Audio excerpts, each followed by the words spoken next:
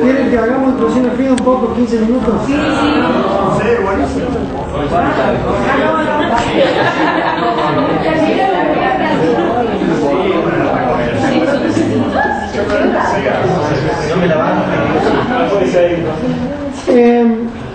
Estos temas no están para nada desvinculados. Esto que hay acá adentro, cuando nosotros hablamos de alteración hidrotermal o de precipitación de metales, los hidrotermales son los fluidos, son muestras de los fluidos que le han dado origen a todos estos procesos de alteración y que generalmente son transportadores de metales. Esta es la tapa de un libro ahora muy reciente del 2003 que está ahí en el museo, que lo quiero consultar. Es bastante bueno. Hay un libro que es el padre de la inclusión fluida, que es el libro de Roeder, que se consigue en la Mineralógica Association of America, se consigue a $20. Es de Edwin Roeder. Este hombre es el padre de la inclusión fluida del mundo occidental, digamos, ¿no?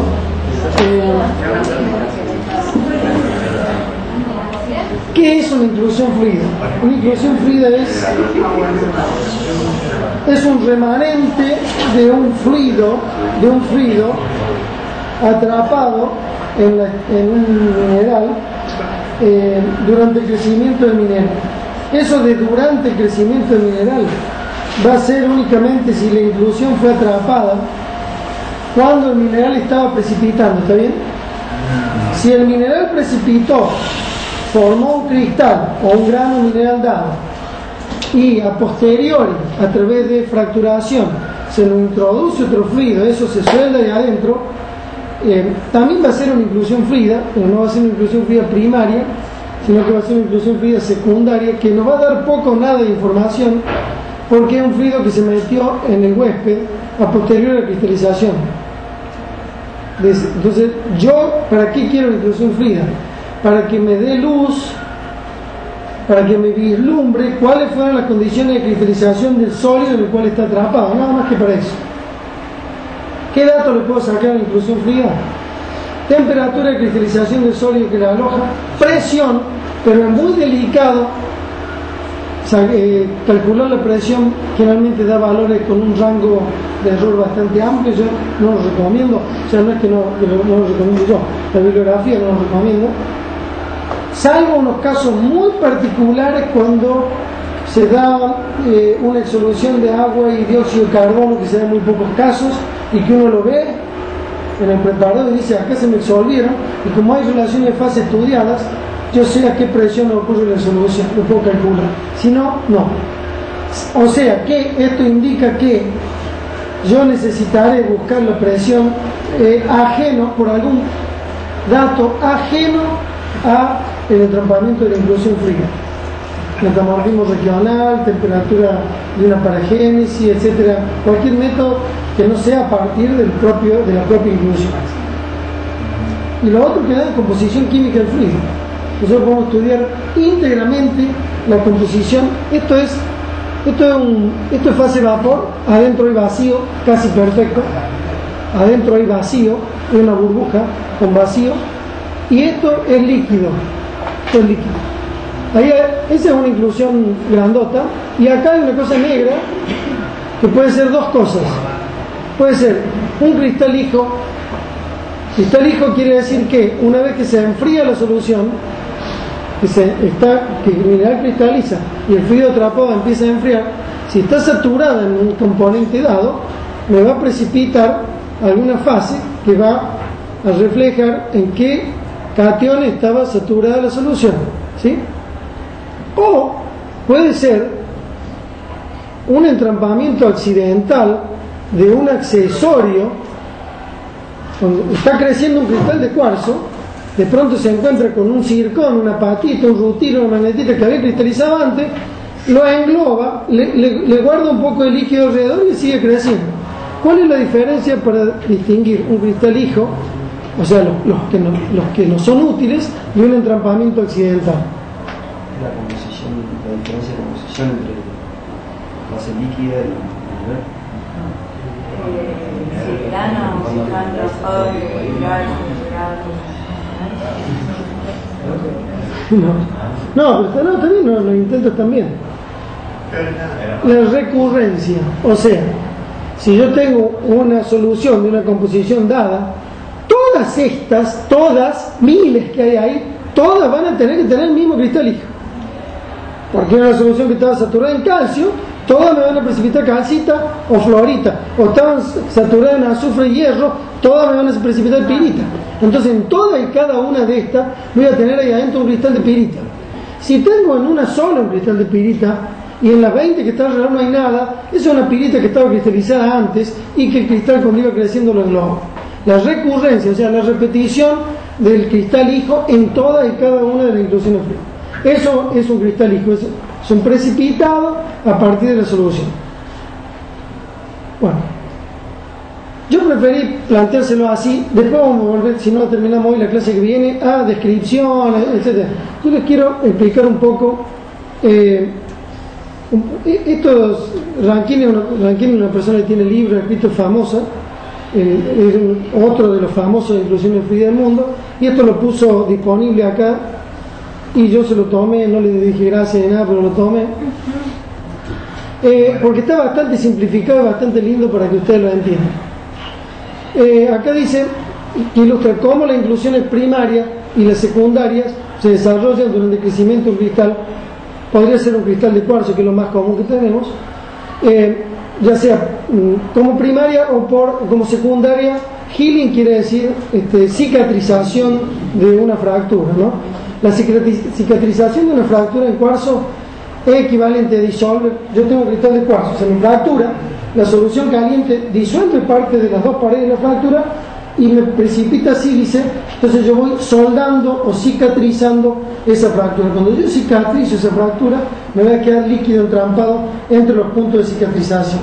Bueno, ahora lo van a ver. Esto celeste es la solución acuosa y este verde es el cristal, ¿cierto? Entonces, las inclusiones primarias se forman durante el crecimiento primario del cristal a lo largo de zonas de crecimiento. ¿Ustedes han visto alguna vez los cristales de cuarzo que tienen sonación, turbidez? A ver si ustedes se ve esto, por ejemplo, ¿no? Eso son zonas de crecimiento. Empieza estadio 1, estadio 2, estadio 3, 4. Estas son las caras actuales del cristal. Hasta ahí creció y se fue nutriendo de solución desde acá hacia la periferia a través del fluido que le aportaba sustancia, ¿no? Sílice. Entonces, y las secundarias se forman después del crecimiento primario. Bueno, eso ya lo explicamos. Es un cristal de cuarzo, lo podemos imaginar fácilmente como mejor imaginarlo como un corte, puede ser un corte perpendicular al eje C o paralelo al eje C, no importa, ¿no? Todas esas que están ahí son inclusiones fluidas, las celestes, que la atrapó en un estadio X de crecimiento. Empezó cristalizando y por algún motivo, generalmente la interrupción de la cristalización, falta de aporte, algo que cambió, atrapa el fluido porque hay una discontinuidad en el crecimiento y después sigue y deja los fluidos atrás atrapados. Bueno, esas serían inclusiones primarias porque están a lo largo de una zona de crecimiento del cuarzo. Eso es una fractura que va de punta a punta del cristal, que si llegó de punta a punta del cristal quiere decir que es una fractura que ocurrió a posterior a la cristalización, a la finalización de cristalización, y se rellenó por un fluido que probablemente tenga un origen diferente.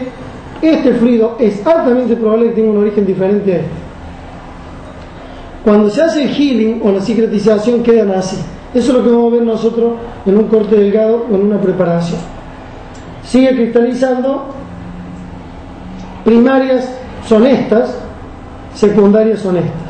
Ahora, no es tan fácil de ver en muchas muestras, es mucho más complicado porque va a haber hay minerales que yo lo he visto y se ve fácil. Hay otros en que hay muchas generaciones secundarias, 2 o 3 generaciones secundarias, y las primarias no están alineadas según un plano de crecimiento, sino que están aisladas.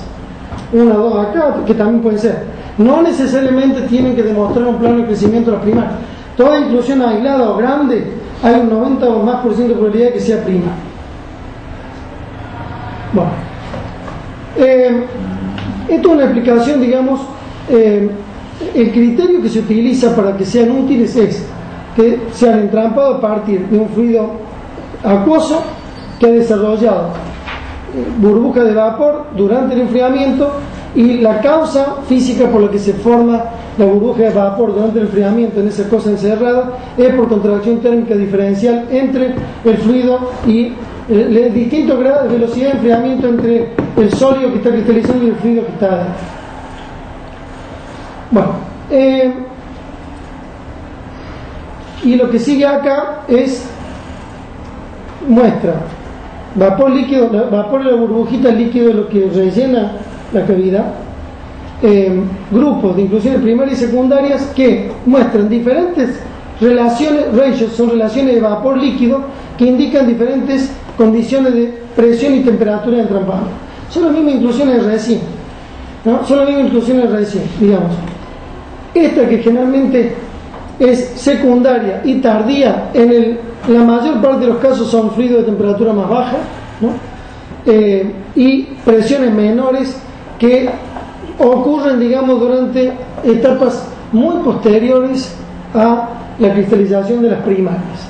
Entonces tenemos relaciones vapor diferentes y algunas pueden no tener el vapor. Estos son casos de estrangulamiento, que se aporta sustancia acá, ¿no? El estrangulamiento está ocurriendo cuando se está separando la fase vapor. Entonces, estas inclusiones a nosotros nos sirven, a veces no nos sirven, no nos dan información fehaciente, porque esa fase, que tiene que ser una fase única, tiene que llegar hasta el final como tal, como era, porque si yo hago esto y se me está enfriando y separando todavía la fase vapor, yo la composición original del fluido, al menos en la relación vapor-líquido, la estoy fraccionando. Entonces, esto me da puro líquido y esto me da una burbuja que yo no sé si este soldamiento tendría que haber ocurrido en otra etapa, para que a mí tendría que haber ocurrido antes de que descienda tanto la temperatura, de forma que se me nuclee una burbuja acá. Hay un principio de microtermometría que dice que cuando hay evidencia de estrangulamiento, o cuando yo tengo acá una burbuja chica, acá una grande, acá una chiquita y acá una más grande, o diferente, esas inclusiones no sirven para el estudio microtermométrico, porque me están hablando de un sistema fraccionado, líquido-vapor, que me va a dar información térmica o composicional diferente a la que era el sistema homogéneo, como nos daría, por ejemplo, en estas que son únicas. Esto sí está permitido, de que en una burbuja grande tener mayor la relación vapor-líquido, el vapor acá es más grande que esta porque la burbuja es más grande, y en esta es más grande que todo el vapor porque es más grande la burbuja. O sea, si el sistema volumétrico cambia, la separación de la fase gas tiene que ir proporcional al tamaño de la burbuja. Si yo tengo en esta burbuja, que es de tamaño más chico que esta, una relación de gas más grande que esta acá, eso me estaría indicando condiciones de ebullición. ¿Por qué? Porque cuando hay condiciones de ebullición, el cristal que está precipitando sílice, el cristal de cuarzo, me va a atrapar inclusiones muy ricas en gas, porque atraparon vapor, otra me atrapó 50 y 50 y otra me atrapó puro líquido. Pero eso hay que tener condiciones texturalmente de demostrar. O sea que cuando yo tengo diferentes relaciones de vapor líquido en inclusiones de un mismo tamaño, hay que ver, si no es por estrangulamiento, si es por estrangulamiento, ustedes si ven restitos que tienen puro líquido, descártenla, no sirven para el estudio. Pero si no ven estrangulamiento, tienen que hacer la prueba de intentar homogeneizar, que ahora vamos a ver cómo se hace, calentar la inclusión a una temperatura dada. Si es boiling, la que era puro gas va a rellenar la inclusión de gas a 300 grados, y la que tenía menos gas, que era más líquido que gas, la burbuja desaparece, pero en el mismo rango térmico. O sea, lo que nosotros vamos a hacer en el laboratorio es tratar de reproducir las condiciones de ebullición. Esto que queda acá es lo que se hace descendiendo la temperatura, porque cristaliza y el cristal se solidifica por enfriamiento. Nosotros lo que hacemos en el laboratorio es calentar el sistema para ver cómo era antes de enfriarse. Ya vamos a ver un ejemplo. El halo negro es vapor. Es vapor. Es una burbuja de vapor, es el vapor de agua. Salvo que ya vamos a ver cómo se ve el vapor de dióxido de carbono, de metano, de nitrógeno. Pero esto es agua líquida y agua vapor. O sea, lo abrís. Vos te imaginas un sistema homogéneo a 350 grados de estado supracrítico. Está cristalizando un cuarzo en estado supracrítico. No hay distinción entre líquido y vapor. Atrapa la burbuja. Empieza a descender la temperatura, 280, 250. Llega un momento que ya te lo voy a explicar gráficamente, que se separa la fase de vapor de la fase líquida. Físicamente se separa. Y esa fase de vapor crece hasta que digamos, hay un equilibrio de presión interna y ahí es cuando se terminó de separar vapor de líquido. ¿Está bien? Sí. Bueno, ¿cuál es la...? No, porque tengo otro color, el amarillo, entonces... No, disculpen. Es el brillo, digamos. El brillito. Algunos, Rankin se ve que no le dio Rankin es un nombre grande, el alumno que se lo hizo mal. O sea, normalmente eso se ve en otros libros así. Se lo ve así con una media lunita de brillo, ¿no? Es lo que se ve para no poner toda una cosa oscura, ¿no? O sea, ¿qué quiere? A ver, obvio. ¿Qué quiere decir ese borde oscuro? Es un corte delgado, ¿no? Sí. Un corte delgado es una chip que varía entre 50 micrones y 500 micrones de espesor. Cuanto más transparente el mineral, más espesor le puedo dar para tener más infusión fluida para observar en el espesor ópticamente. Si el mineral es bastante oscuro, coloreado, lo tengo que hacer finita, no como un corte delgado, porque son bipulidas, tengo que pulir arriba y abajo. Tengo que pulir de un lado, despegar el corte y pulirlo del otro. Entonces, si trabajo 30 micrones, se me rompe todo. Entonces tengo que empezar de 50 micrones para arriba. Bueno, eso es lo que se ve en el corte. ¿Por qué se ve este borde oscuro?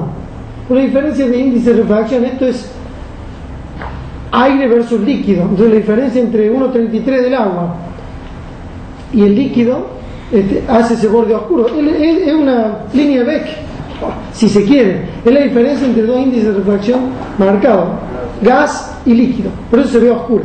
¿Está bien? No hay nada dentro y adentro hay vacío. ¿Sí?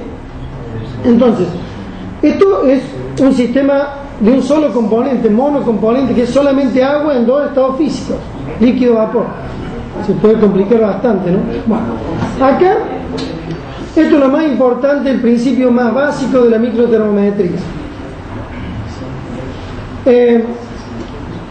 Esto es una secuencia de slides de qué se hace cuando se calienta o se enfría una inclusión fría. Esto es calentamiento en rojo y esto es enfriamiento, ¿sí? Lo que yo voy a tratar de obtener es la temperatura de homogenización total. ¿Qué es la homogenización? Calentar la inclusión para que ocurran dos cosas. O hago desaparecer la burbuja calentándola, o hago que la burbuja aumente y me ocupe todo el volumen. ¿Bien? Cuando hay mayor vapor que líquido, cuando yo caliento, la burbuja va a rellenar todo. Pero en esta, que es 70-30, o sea, la relación vapor-líquido es o 80-20, lo que quieran, 80 líquido, 20 vapor, lo que va a tender es a disminuir la burbuja. Voy a hacer desaparecer el vapor por el calentamiento. ¿Qué trato de reconstruir? ¿A qué temperatura empezó la separación vapor-líquido cuando el fluido era una sola fase? Fíjense, esa es mi inclusión. Ahora lo van a ver. Esa es mi inclusión. Acá yo tengo una columna con el rango térmico, 0 grados, 25 grados temperatura ambiental. Yo la tengo así porque es temperatura ambiental, ¿está bien? Temperatura ambiental, hoy es lo que tengo en mi microscopio. Esto lo voy a ver en un microscopio, donde estoy calentando la chip, estoy midiendo la temperatura en una consola, tengo un pedal acá abajo, que yo estoy viendo, y estoy con el pedal para interrumpir el flujo térmico cuando veo el cambio de fases. El cambio de fase es que desaparece el vapor o que desaparece el líquido. Vaporizo todo el líquido o transformo en líquido todo el vapor. De eso se trata. Fíjense, si estoy calentando, estoy aumentando la temperatura de ambiente, se me achicó la burbuja. Sigo calentando, sigo calentando, ¡pum! Eso se llama temperatura homogenización. Eso yo lo veo en el microscopio. A presión ambiental, es mi chip, usted lo metió en el microscopio. Eso lo veo a presión ambiental. A la presión de que... ¿El líquido es como que absorbe la burbuja? No, Bueno, no es una absorción, es un cambio de fase. Yo estoy vaporizando, estoy transformando todo el vapor que se exsolvió del líquido, ahora lo estoy metiendo con calor, estoy metiendo agua vapor, digamos, dentro de agua líquida, lo transformo en líquido. Profe, si la relación, digamos, vapor-líquido Sí. es menor, o sea, más líquido que vapor. Esto es más líquido que vapor. Claro, ahí claro, se reduce la burbuja, ¿o no? ¿Cómo? Se reduce la burbuja y se vuelve todo líquido, digamos. ¿Y si eso es lo que está pasando? No, está bien. Así está, yo voy con mi chip y la meto en Claro, si microscopio. fuera al revés, la burbuja ocupa todo el lugar de la difusión. Yo al aumentar la temperatura, la burbuja aumenta y tapiza los bordes de toda la inclusión. Este borde negro lo tengo tapizando todo esto. Así. ¿Sí? Profe, yo lo que no entiendo es cómo a un vapor entregando la energía se me va a volver. Es un sistema cerrado. Pero El cuarzo lo está atrapando, esto es una burbuja que está dentro de un cristal de cuarzo así metida. no, pero ¿cómo no se me va a un vapor entregando la energía se me va a pasar el estado líquido? Estoy calentando el líquido también. El que estoy calentando es el líquido en realidad. Lo que estoy calentando es el líquido. Yo estoy calentando todo el sistema, pero en realidad lo que estoy calentando es el líquido. Y lo llevo a un estado, lo podría llevar a un estado super. Si el agua fuera pura y agua destilada, a 364.4 grados, que es el punto crítico, lo transforma en una cosa totalmente homogénea. Pero acá, en un sistema natural, interfiere la salinidad. Entonces, si esto es un sistema de agua pura, agua destilada, esto ocurre a 364.4. Esto ocurriría, pero acá ocurrió antes, probablemente, antes de los 350, porque debe tener algo de salinidad. 1, 2, 3% de cloruro de sodio me cambia esta relación. Eso es por calentamiento. Por enfriamiento, yo la tengo como la tenía originalmente. Fíjense lo que ocurre a 0 grados. A ver, ¿qué pasa? Tengo la burbuja, esto es líquido. Si el agua destilada apenas me pase a 0,0 y algo, la empiezo a transformar en hielo. Solidifico esto y esta se va a ver apretada por el hielo, porque es vapor vacío, la tengo que apretar. Primero se empieza a mover porque el hielo la empieza a apretar y la empieza a confinar contra algún lugar. no, ahí se achicó. Pero eso es super cooling, porque si yo cristalizo solamente hielo no se nota. Pero si yo voy más allá de la temperatura, o sea, la llevo a menos 20, menos 30, la termino de comprimir totalmente y queda una cosa así. Todo esto ahora es sólido, todo esto es sólido y esto es la burbuja de vapor. ¿Sí? Bueno, ¿qué pasa si ahora eso que lo llevé a menos 100 grados, a menos 50, el estadio interior, esto es un iceberg, esto es una masa de hielo uniforme que me comprimió la fase acá, la burbuja. ¿Qué pasa si yo ahora de menos 100, valor exagerado, esto ocurre a menos 30? En soluciones con baja salinidad, a menos 28, 30, vos ya ves ese cambio. Entonces yo ahora empiezo a calentar de a poquito la muestra y el iceberg se me empieza a o sea, el casquete ártico se me empieza a desmembrar en pequeños icebergs. Todo eso son trozos de hielo. ¿Por qué? Porque esto se me empieza a transformar en agua. Empecé a calentar el sistema y esto está en desequilibrio. Fíjense los bordes redondeados, algunos primero geométricos se empiezan a redondear porque es la fase de hielo que se empieza a disolver, a transformarse en líquido. Eso, y acá donde el fluid inclusionist tiene que estar ahí. En este momento, cuando uno no tiene que sacar los ojos del micro, así, medio tenso, tiritoso, tiene que apretar un pedal porque hay que manejar una pierna, no hay que sacar los ojos del micro, y se trata de ver cuándo se disuelve ese último cristal de hielo. Cuando se me disuelve el último cristal de hielo, la burbuja recobra el volumen inicial que tenía antes de enfriarlo o calentarla, y esa es la temperatura que se llama temperatura de fusión del último cristal de hielo. esa temperatura es 0.0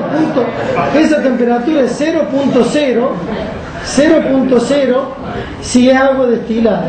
Si yo le empiezo a poner un poquito de cloruro de sodio, ¿no?, el último cristal de hielo me va a aparecer a temperaturas negativas. ¿Por qué? ¿Sí? Porque la salinidad baja el punto de fusión de hielo, exactamente. Es el ejemplo de que en el hemisferio norte, donde hay temperatura de 25 grados bajo cero 6 meses, no se puede caminar por la vereda. Entonces pasan los camiones con arena y sal, alita, que la tiran sobre la vereda para que a 25 grados bajo cero de temperatura ambiental el hielo se transforme en agua y uno pueda caminar. ¿Está bien?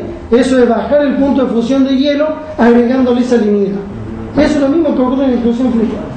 Cuanto más altos los valores, cuanto más negativo el punto, digamos, de fusión del último cristal de hielo, cuanto más baja la temperatura, más salinidad hay. ¿Está bien? Bueno.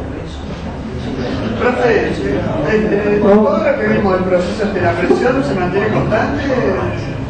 Es la presión ambiental, es la presión de no sé cuántos bares que tenemos, es laboratorio, sí. Es laboratorio, ¿sí? Pero los experimentos que han hecho, la presión dentro de Claro, como un sistema cerrado, ¿no? sí, hay una presión interna que es la presión de vapor de agua, exactamente, que después, sí, hay una presión interna de vapor que si supera el coeficiente de dilatación del sólido, llegamos a algo que se llama decrepitación parcial o total, que la fractura, ¿está bien? Hay dos problemas en esto. Si yo cuando estoy calentando me apuro lo más probable es que lo reviente. Porque a lo mejor si mi cuarzo estaba a 2 kilobares cuando cristalizó, o sea, esa inclusión fluida fue atrapada a 2 kilobares, 5 kilómetros de profundidad, y ahora lo estoy haciendo en gabinete, todo depende del coeficiente de dilatación del cuarzo, de la calcita, de la florita, que son diferentes cada mineral. Si caliento de golpe 0 a 350, reviento todo. Y entonces la inclusión se pone negra porque entra todo el aire de afuera, entra y se llena y el líquido se evapora instantáneamente. Hay otros casos que son peores, que yo no veo la decrepitación total y tengo casos de decrepitación parcial. El coeficiente de dilatación, el mineral como la florita, por ejemplo, el cuarzo se fractura y se revienta. La florita se deforma porque tiene una estructura bastante plástica y yo le voy aumentando la temperatura y ella va acomodando la estructura y me va aumentando un poquito el tamaño de la inclusión fluida. Entonces yo le estoy cambiando la relación volumétrica inicial de esa inclusión, no me sirve. Hay que tener ojo en qué minerales se estudia. Y hay otros casos de decrepitación parcial, que la inclusión fluida, por ejemplo, la inclusión fluida era en la relación inicial, vapor líquido, yo empiezo a calentar y resulta que acá se produce una microfractura capilar, aumento, lo caliento de golpe, el mineral tenía alguna debilidad, entonces esta burbuja hace esto, yo ni lo noto, también la relación vapor líquido porque acá expandí el sistema. Eso se llama decrepitación parcial. En alguna lo puedo ver porque hace esto, porque la fractura es más grande. Ya no me sirve más, ya tengo que dejar de trabajar. O sea, tengo que tener mucho cuidado. El calentamiento debe ser gradual. Entonces, ¿qué recomendación se hace? Primero enfríen y después calienten. ¿Por qué? Porque yo voy a necesitar producir dos valores. Un valor es la temperatura de homogenización, que era esa que vimos recién. Una es la temperatura de homogenización en grados centígrados y otra es el equivalente en peso en cloruro de sodio. Esto se obtiene enfriando, esto se obtiene calentando. Si yo caliento primero y reviento la inclusión, puedo llegar a la temperatura de homogenización, pero no le voy a poder plotear este gráfico porque de la misma inclusión no voy a poder obtener la salinidad. El dato me va a servir para hacer un histograma, me va a decir, mirá, tuve homogenización mucha a esta temperatura porque solamente tengo TH, pero si quiero hacer un gráfico de estos, plotear salinidad versus temperatura, voy a necesitar los dos datos de la misma inclusión. O sea, a esta misma, que le voy a poner, le voy a llamar NN, lo que yo voy a plotear acá de esta NN va a ser la salinidad y la temperatura. Si caliento primero y lo reviento, puedo llegar a obtener la temperatura, pero suponete que homogenice 10 inclusiones y otras 10 son de temperatura más alta. Cuando llego a homogeneizar La de temperatura más alta, la otra 10 de antes la reventé, ni lo vi, porque estaba con el ojo puesto en ojo. De esas 10 me voy a perder de medir la salinidad. Entonces, ¿qué se recomienda? Primero, hacer salinidad, voy a tener todos los datos y después veo qué pasa con el calentamiento. Que si lo hago una por una, voy a ir. Hay que empezar homogeneizando la de temperatura más baja y después la de temperatura más alta. ¿Por qué? Hay rangos térmicos. Yo puedo tener un cuarzo que cristalizó entre 250 y 400 grados, ¿no? Voy a tener dentro del mismo cuarzo inclusiones primarias que cristalicen en ese rango térmico.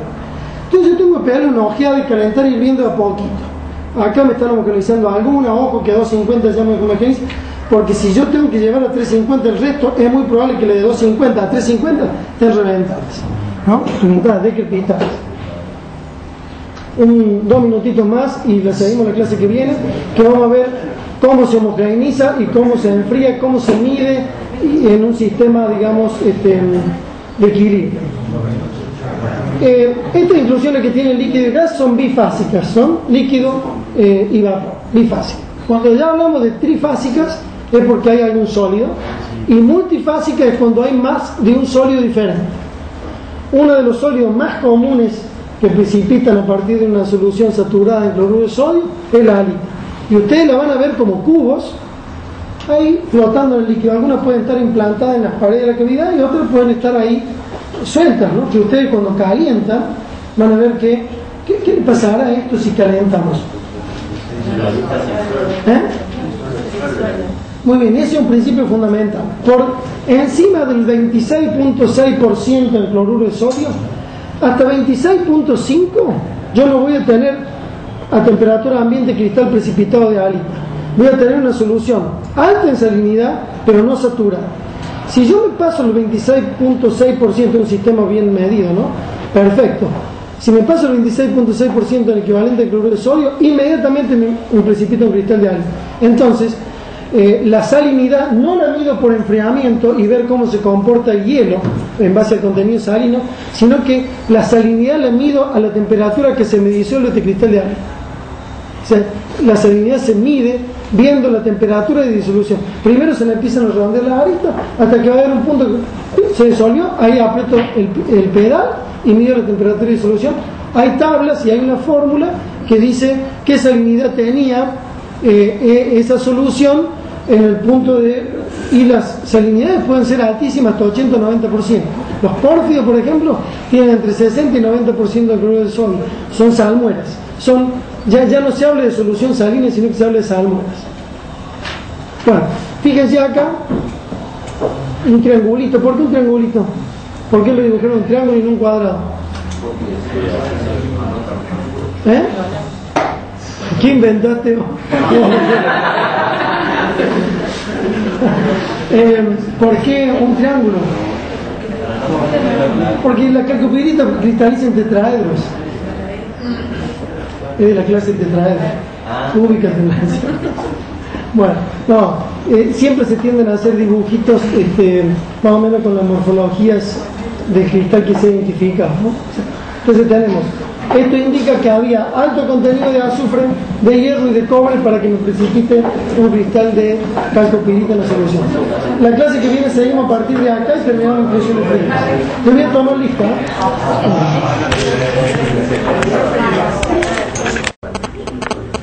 Bueno, habíamos hablado de dos temas importantes, alteración hidrotermal y después inclusiones frías. Vamos a ir rapidísimo repasando esto, aunque sea con las imágenes, para retomar de donde dejamos.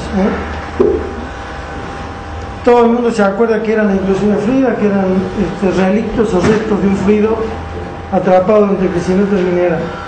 Si nosotros logramos demostrar que... Podemos apagar ahí la luz. Si nosotros lográbamos demostrar que ese fluido fue atrapado durante el crecimiento del mineral, esas inclusiones fluidas no eran útiles, porque nosotros vamos a estar analizando o muestreando un fluido que sabemos que fue atrapado por el origen del sólido. Si el fluido se introducía en el sólido posterior, esa que dije primero, inclusión es primaria. Si el fluido se introduce en el sólido posterior a la solidificación o cristalización del sólido, estamos hablando de un fluido secundario que poco valor va a tener para nosotros porque no sabemos dónde vino, salvo algunos fluidos secundarios. Algunas inclusión de fluidos secundarios pueden brindar información si nosotros decimos: tengo un cristal de cuarzo, un plano de inclusión de fluida secundaria que lo corta. Yo digo, ese plano de inclusión de fluida no está vinculado a la precipitación de ese cuarzo, o sea, no me va a decir nada con respecto al origen de ese cuarzo. Pero si nosotros logramos en la paragénesis ver que hay otro mineral que cristalizó después del cuarzo, y lo podemos ver en la asociación paragenética cuando hacemos texturas, decimos este mineral cristalizó después del cuarzo, nosotros lo podemos vincular y hacer prueba y decir: es probable que este fluido secundario que se alojó en una fractura del cuarzo esté vinculado a la depositación de uno o más minerales que cristalizaron después de ese cuarzo. ¿Está claro eso? El tema es, no siempre se puede lograr ser exitoso en esto, pero el tema es identificar a cuáles de esos fluidos, de esos sólidos que han precipitado, se vinculan. Y a veces hay pistas. Las pistas más importantes son los cristales hijos. Hoy vamos a hablar un poquito más de cristales hijos. Cristales hijos eran aquellas fases sólidas que en el sistema ese cerrado de la inclusión fluida precipitaban dentro de la inclusión fluida por un efecto de saturación en esos componentes, ¿no? O sea, si una solución está saturada en cloruro de sodio, cuando se enfríe la solución me va a precipitar un cristal de halita dentro de la inclusión fluida. ¿Está bien? Esa no nos va a decir nada porque halita, en todo lo que está saturado sale de halita. La pista nos la va a dar, por ejemplo, si yo digo, bueno, me precipitó un mineral de en esa inclusión fluida secundaria dentro del cuarzo, me precipitó un cristal hijo, no sé, un mineral, a ver, para decir algo, un mineral de estaño, casiterita, óxido de estaño, ¿no? Y yo reconozco alguna otra fase de estaño post cuarzo en la asociación paragénica. Entonces yo tranquilamente puedo decir: tengo una inclusión fluida secundaria en cuarzo, le puedo medir la temperatura de salinidad y sé que está vinculado al episodio 2, 3 o 4 que me precipitó, por ejemplo, otro mineral de estaño en la secuencia paragénica. Ese es el único caso, son los únicos casos en los que los podrían servir, y no siempre, yo diría que menos del 10% de los casos se pueden utilizar, o sea, como regla general, yo diría que menos del 10% o 5% de los casos se pueden usar, se le puede sacar datos a la inclusión de fluida secundaria. Tenemos que tener una paragénesis muy bien documentada que nos ayude, y tener saturación de cristales hijos en ese fluido secundario, que no siempre se logra. Bueno, esto yo les había contado que era un PowerPoint que le había sacado, que estaba en la net a un ranking. Este profesor es una de las personas que más conoce inclusión de fluido en Europa, y había hecho esto animado, que lo podemos repetir rápidamente para algunos que le quedó duda y para algunos que no estuvieron.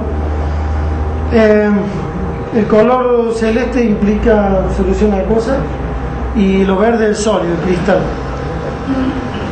Las primarias son lo que dijimos recién, inclusión de fluidas primarias son aquellas que representan el estadio de crecimiento del cristal. Las secundarias son las que vienen después, generalmente rellenando fracturas y soldando fracturas.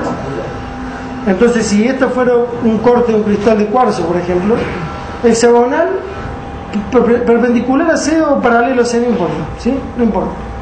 La inclusión de fluidas, generalmente las primarias quedan delimitando planos de crecimiento del cuarzo. Ustedes se dan cuenta que están dispuestas paralelas a las caras del cuarzo. Si esto fuera paralelo a C, si el eje C estuviera acá, ¿estas qué caras serían de qué? ¿Qué caras serían de qué forma cristalográfica?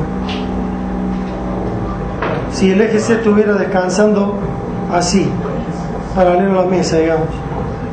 Estas son las caras del prisma hexagonal, ¿sí? ¿Y estos qué son? Estas. Ese es el error.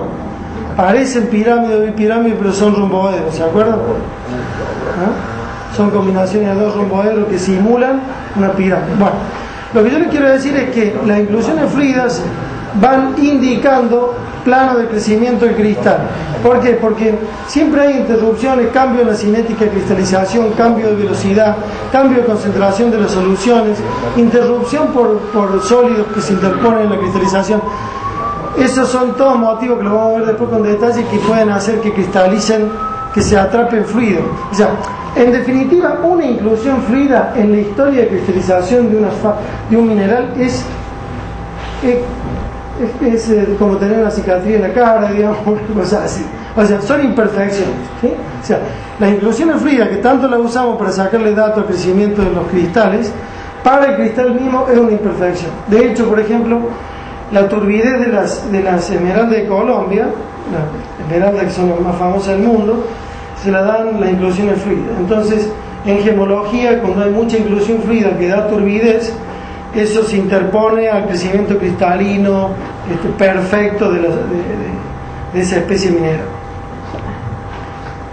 Después les voy a mostrar, ahí están los planos de crecimiento del cristal de cuarzo.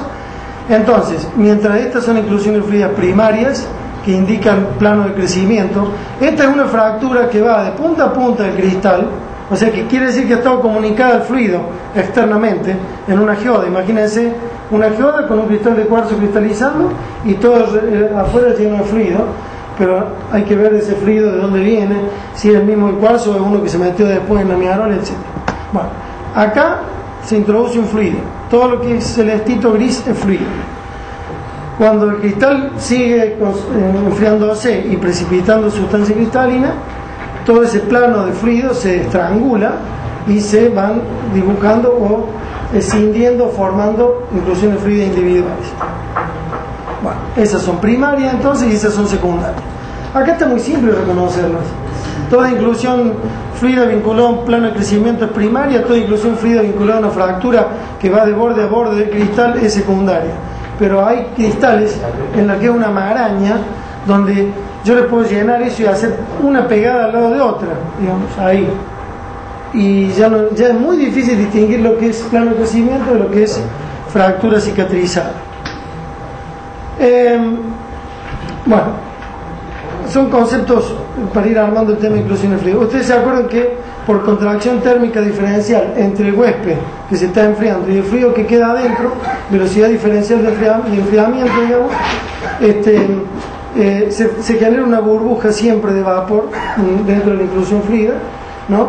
Entonces se separa una burbuja que va a representar la composición del líquido que le rodea. Entonces, es todo líquido en un momento dado de enfriamiento se separa una burbuja que generalmente adentro es más vacío que otra cosa, pero que hay burbujas que van a ver que son diferentes si son de CO2, de dióxido de carbono o de burbujas de vapor de agua sólida, ¿no?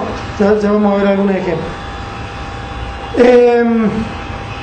Entonces, el tema de la separación de la burbuja, con esto negro que se ve, es el principio más o menos del diferente índice de refracción, ¿no? O sea, el negro es el borde entre la burbuja, el efecto óptico del borde de la burbuja con el líquido.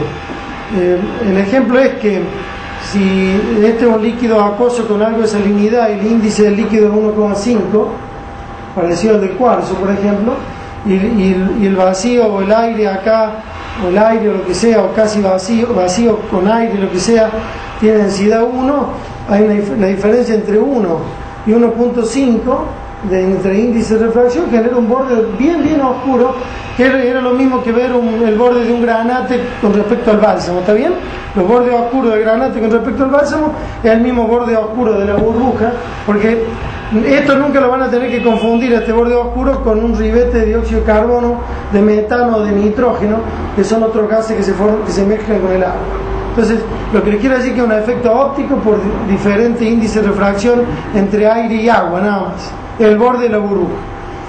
Entonces, hay un principio que debe mantenerse con la formación de la burbuja durante el enfriamiento del cristal, y es que el tamaño de la burbuja tiene que ser proporcional al tamaño al volumen de la inclusión. Inclusión grande, burbuja grande; inclusión chiquita, burbuja chiquita, ¿sí? Pero cuando nosotros calentemos estas inclusiones fluidas para buscar la temperatura de homogenización, ya les voy a explicar después qué es, pero yo voy a calentar para hacer desaparecer esa burbuja y ver un valor térmico.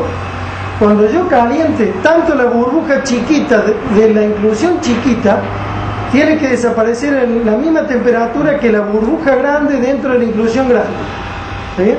Eso quiere decir que el sistema está intacto desde que el mineral cristalizó, que no ha habido ningún otro evento térmico posterior en la historia del yacimiento que cambió las relaciones de fase. Eso es lo que se llama mantener las relaciones de fase. Mantener las relaciones de fases se ve ópticamente y se nota si uno no lo ve, se confunde la dimensión de burbuja.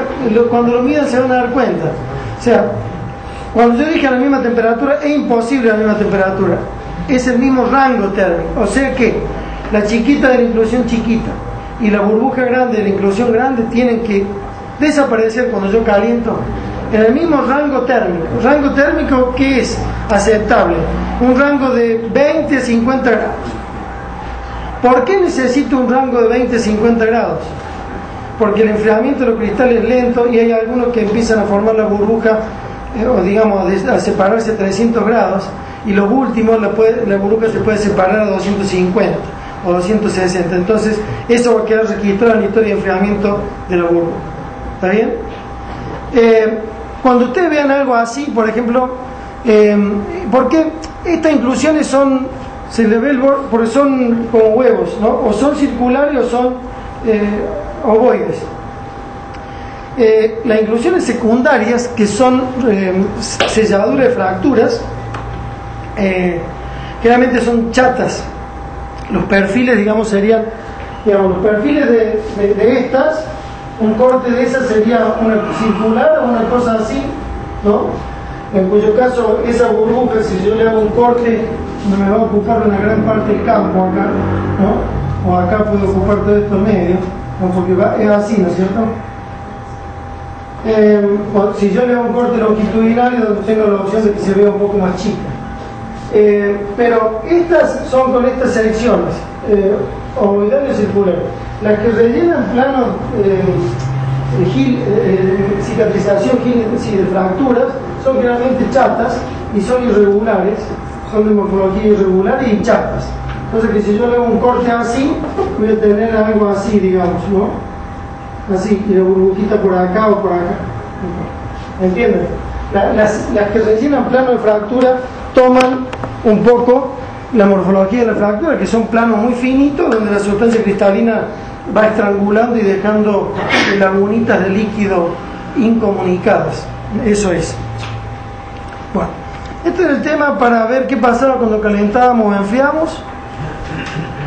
Acá tenemos una columna 300, vamos a calentar esta inclusión de temperatura ambiente, 25 grados, 350, y decíamos que a medida que calentamos, eso se va a llamar homogenización a fase líquida. ¿Qué quiere decir? Que yo caliento y voy a obligar al vapor a transformarse en un líquido supracrítico, ¿sí?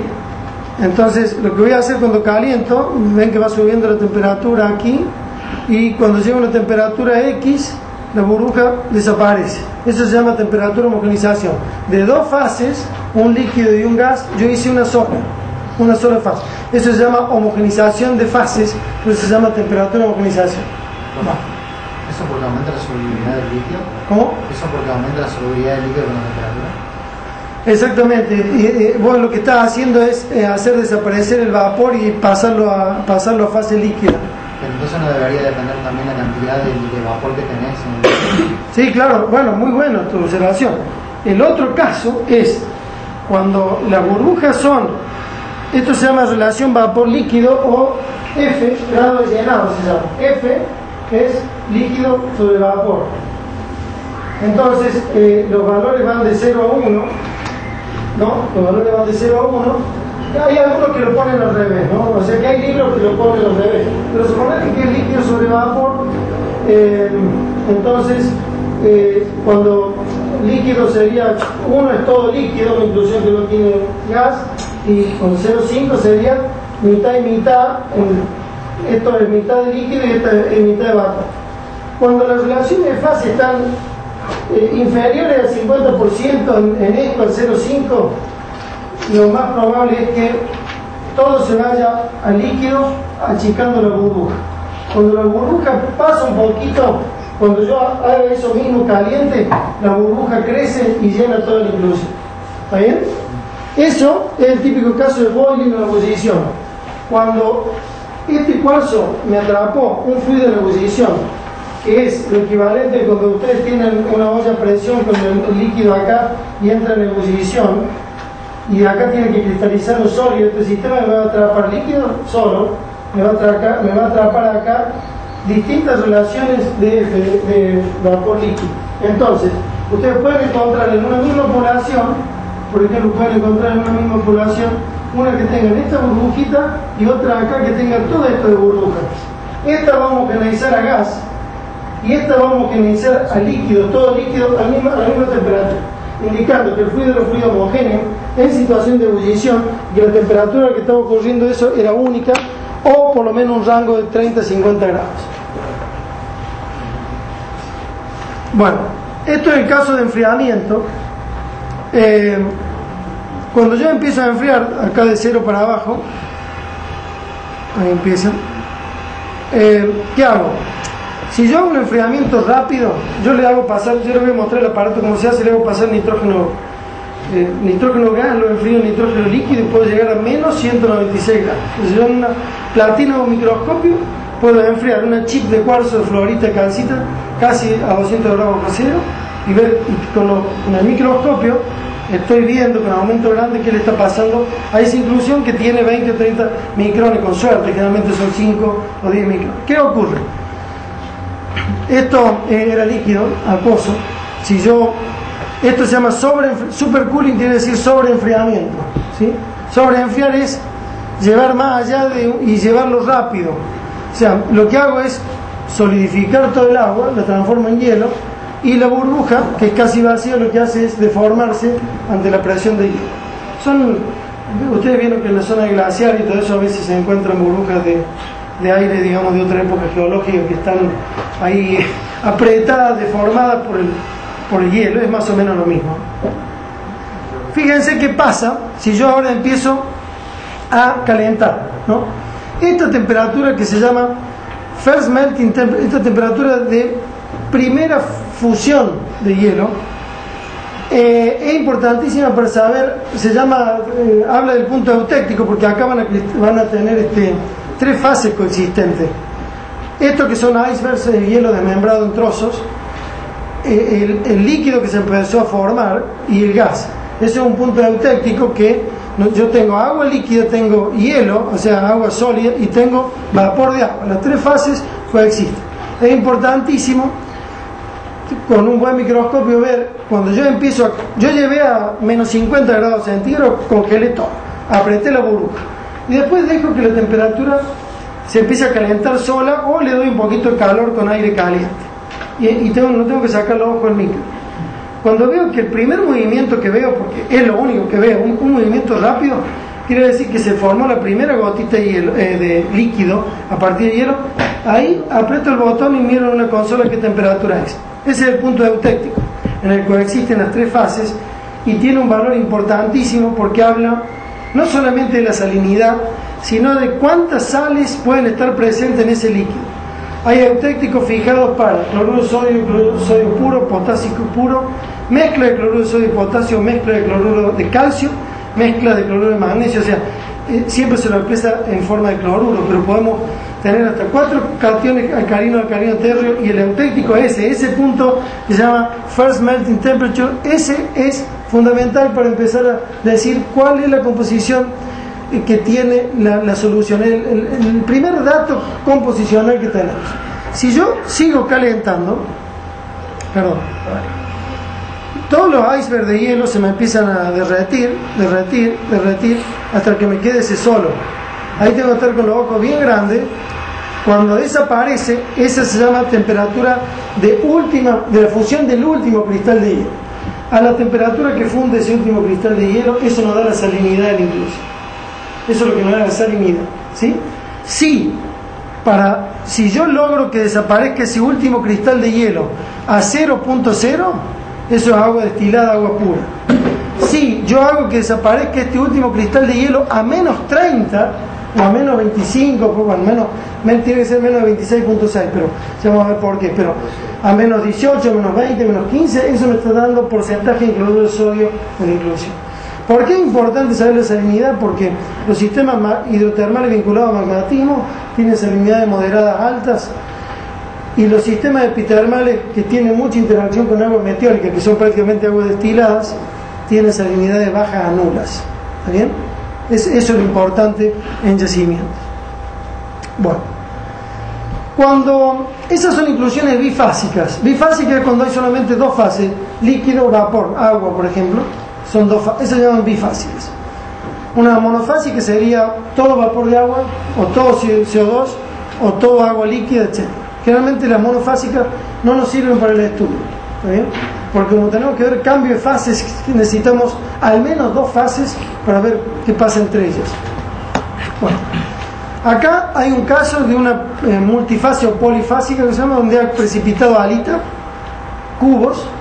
Si cristalizara silvita, ¿qué habría acá en lugar de un cubo? Esto es mineralogía esencial. ¿Qué dijiste? ¿Sí?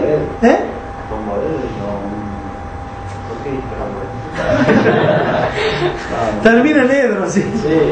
Un octaedro, las silvitas son octaedros, ¿sí? Los de potasio son octaedros. Esa calcopirita la van a ver como opaca, porque la calcopirita en ambiente libre, o sea, sulfuro de cobre y hierro, cristaliza como que tetraedro, ¿sí? Ese es un tetraedro de calcopirita. Y si me cristalizara una anfíbola acá, supongamos que la solución está saturada en silicio, aluminio, calcio, magnesio, en una antofilita, por ejemplo, ¿qué veríamos acá? Sí, pero rara vez, no sé por qué motivo, pero rara vez una anfíbola en inclusiones fluidas se lo ve huedra. Generalmente se ven hace de fibras, se ven ramilletes de fibras, probablemente sean cristales monoclínicos, pero donde uno no ve las terminaciones, son largos, y las terminaciones de la cara que deberían estar acá arriba es imposible, salvo las podríamos ver con un microscopio electrónico, pero ahí, a esa escala de microscopio de microtermometría, que es un microscopio muy parecido al común que ustedes dicen acá, se ven manojos de fibras. Bueno, o sea, acá podría haber tantas fases sólidas como saturación en componentes tenga ese fluido. Bueno, estos son casos de inclusiones ricas en CO2. Inclusiones ricas en CO2. Creo que hasta acá llegamos a la clase pasada, ¿no? Sí. O ni se acuerdan ya. Esto es siempre que hay CO2, la burbuja es doble. Siempre que hay CO2, la burbuja es doble. Porque esto es CO2 líquido. El CO2 líquido tiene una densidad muy diferente a la de la solución salina que está acá. Entonces son inmiscibles. Entonces se ve como un aceite, entre comillas, no es un aceite, pero funciona como si fuera un aceite inmiscible con el líquido que se pega a la burbuja de vapor. Bueno, esto es habría mucho para hablar de cómo se comportan, por eso se los salté. ¿Qué pasa con todo esto? Hay un montón de cosas que pueden pasar acá. Si yo enfrío la solución como enfrío recién a menos 100, ¿no? Enfrío hasta menos 100 y dejo que vaya bajando despacito de menos 100, menos 90, despacito, así un 0,1 grado por segundo, así, y estoy con los ojos bien atentos. Cuando yo enfrío a menos 100, esta burbuja, que es CO2 líquido, se me transforma en hielo seco, se me transforma en un sólido, se craquela y queda todo deformado, una cosa irregular, y me aprieta la burbuja de CO2 vapor, y esto se me transforma en hielo. Cuando llegué a menos 100, cuando bajo, tengo que prestar atención desde menos 60 en adelante. El punto triple, digamos, del CO2 es menos 56.6. ¿Sí? Si esto ocurre, si a menos 56.6, esto que está todo craquelado y deformado, se expande rápidamente para transformarse de nuevo en líquido, o sea, lo estoy haciendo pasar de sólido, lo enfrío, lo pasé de hielo seco. Aumenté la temperatura y ahora el hielo seco me pasa a líquido. Si a menos 56.6 es porque es dióxido de carbono puro el sistema. Pero si esto que estaba solidificado me pasa líquido a menos 62, a menos 61, a menos 60, a menos 59, cualquier valor más negativo de menos 56,6, indica la presencia de otras fases carbónicas como metano o fases con nitrógeno como nitrógeno gas. ¿Saben por qué es importante?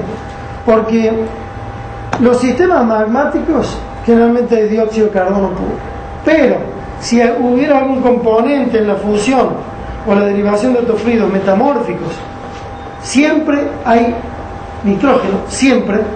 Y si todo el fundido que tengo ahora, mi fluido termal, viene de un granito, que es un granito S, y ese granito S deriva de la fusión de metasedimento donde había materia orgánica, siempre voy a tener algo de metal. Entonces es muy importante en la inclusión de fluida qué fase carbónica o nitrógeno, si hay o no hay nitrógeno, para saber la fuente parental del fundido y después la evolución del fluido. Bueno, digamos, serán cursos de estos que duran un par de semanas, ¿no? También, esto no nos interesa a nosotros, pero hay inclusiones fluidas en rocas sedimentarias que tienen hidrocarburos, ¿no? Y son fuentes de prospección de petróleo también. Generalmente son fluorescentes. Esto es un hidrocarburo de composición X. Cuando nosotros le ponemos fluorescencia ultravioleta, la vamos a ver con destello muy fuerte. Esa es la fluorescencia del hidrocarburo, ¿no es cierto? Bueno, yo creo que habíamos llegado a esto también, que era a los principios de la, sí, vos sí, a los principios de la geotermometría. Sí, temperatura, homogenización, llegamos, ¿no? Sí,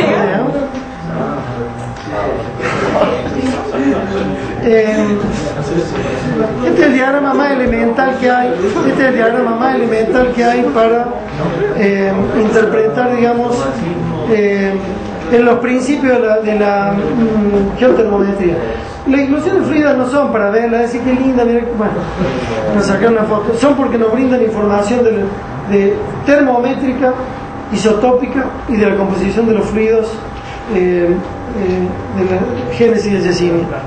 Para explicarlo, nada mejor que elegir un sistema simple, que es para agua pura, ¿no? Agua pura. Acá tenemos presión en kilobares en la ordenada y acá tenemos temperatura en grados centígrados. Y esto, digamos, es la curva experimental que hacen los químicos en un sistema de agua pura, la interfase líquido-vapor. Y este es el punto crítico, que es 364.4, que es el punto crítico del agua, es el punto verde. Estas líneas que están acá se llaman isocoras. Por ahí está, ahí, gramos centímetro cúbico. Una isocora es una línea de igual densidad del fluido, ¿sí?, que se construye en el espacio presión-temperatura e indica la evolución de un fluido. Esa línea indica la evolución de un fluido desde el momento que fue atrapado hasta el momento que llega a nuestro día en una inclusión fluida. O sea, acuérdense que hay toda una historia térmica desde que el mineral empieza a precipitar a 400 o 500 grados hasta que llega a nuestro día en una inclusión fluida. Entonces, ya van a ver qué datos le podemos sacar a esto. Supongamos, ¿por qué digo supongamos? Porque no sé a qué presión se me atrapó el fluido. No sé si fue atrapado, si mi cuarzo empezó a cristalizar a 1 kilómetro de profundidad, 5 o 8, no sé.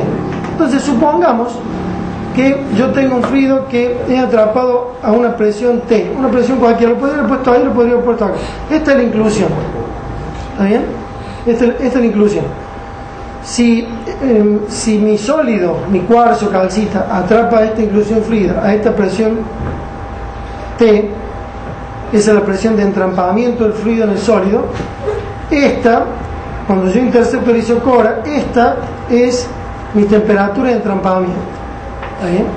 O sea que mi temperatura de entrampamiento está indisolublemente ligada a una presión de entrampamiento. Si yo no conozco la presión de entrampamiento, nunca voy a poder saber la temperatura de entrampamiento, ¿sí?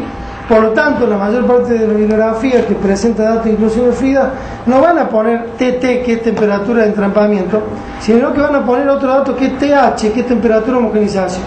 La temperatura de homogenización es la que yo obtengo en el laboratorio, que tiene una diferencia con la temperatura de entrampamiento que no lo voy a poder calcular hasta que no calcule la presión. Fíjense cómo funciona. Profe, sobre la presión, o sea, no es una función lineal con la temperatura, o sea. Fíjate cómo funciona y después hacemos la pregunta. Ese es el punto, presión de entrampamiento, temperatura, el dato que todos buscan. ¿Está bien? Cuando el fluido en un sistema cerrado se empieza a enfriar, sigue la trayectoria del isocora, una curva de igual densidad. Un sistema cerrado, yo no estoy cambiando nada. Puedo separar fases, pero son las mismas fases entre ellas que interactúan, pero no hay nada ajeno, no hay decrepitación, no pierdo fluido, nada. O sea, entonces, a medida que yo empiezo, digamos, a medida que el mineral empieza a cristalizar, el fluido es un fluido único, homogéneo, empieza a descender la temperatura a lo largo, en este caso, de una densidad de 0,8. La densidad esa es la densidad de agua pura, digamos, en esta parte de la presión-temperatura. Acá la densidad es más alta, acá la densidad es más baja.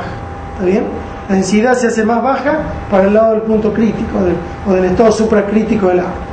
Entonces, esa es la trayectoria de enfriamiento de la inclusión fluida en el yacimiento. A 1 kilobar, 2, 3, no sé a cuánto. En este caso elegimos 0,7 kilobares.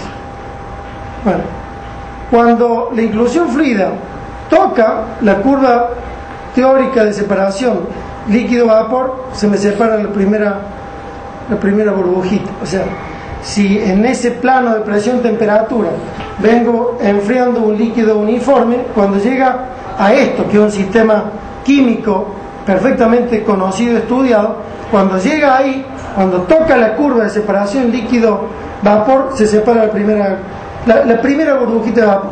Esa burbujita de vapor va a ir aumentando ahí casi directamente con el descenso de la temperatura, hasta llegar a 50 grados 25, que es la temperatura ambiente actual. O sea, ¿qué es lo que yo voy a ver en el microscopio? Esto es lo que yo voy a ver en el micro, esto es lo que tenía a 2 kilobar de presión en la cúpula de un magma granítico o de un filón hidrotermal por allá abajo. ¿Está bien? Bien.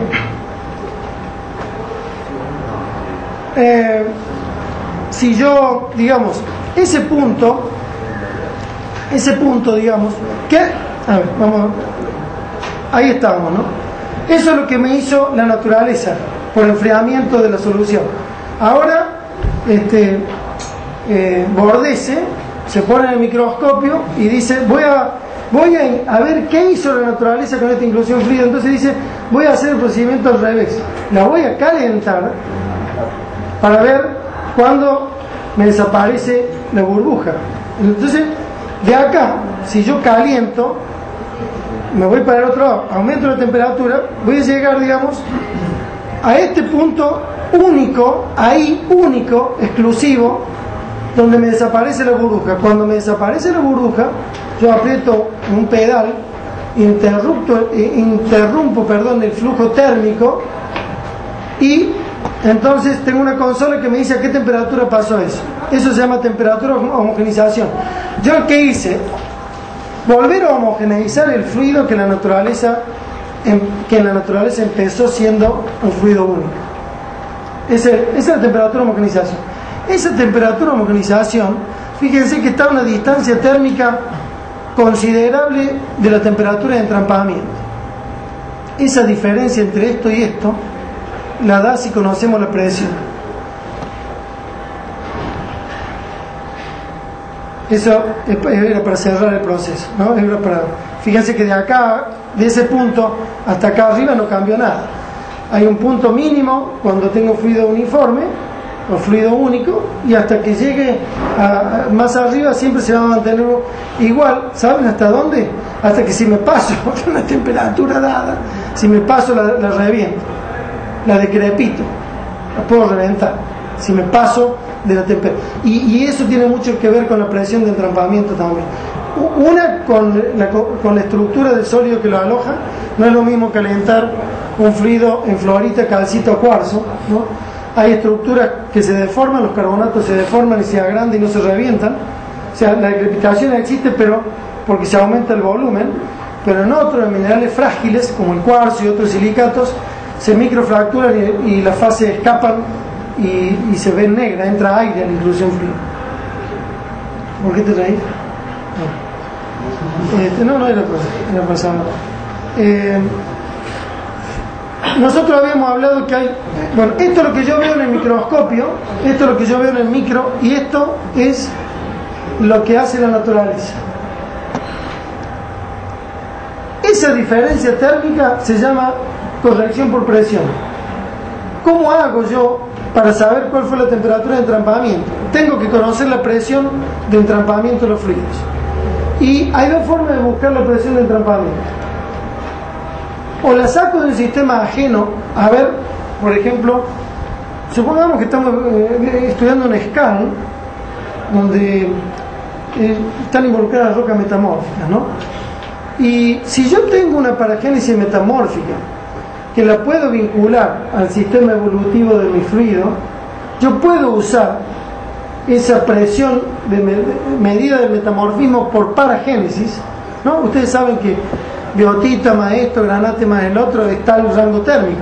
Yo puedo poner acá la presión. Yo pongo acá la presión, ¿sí? Pongo acá la presión.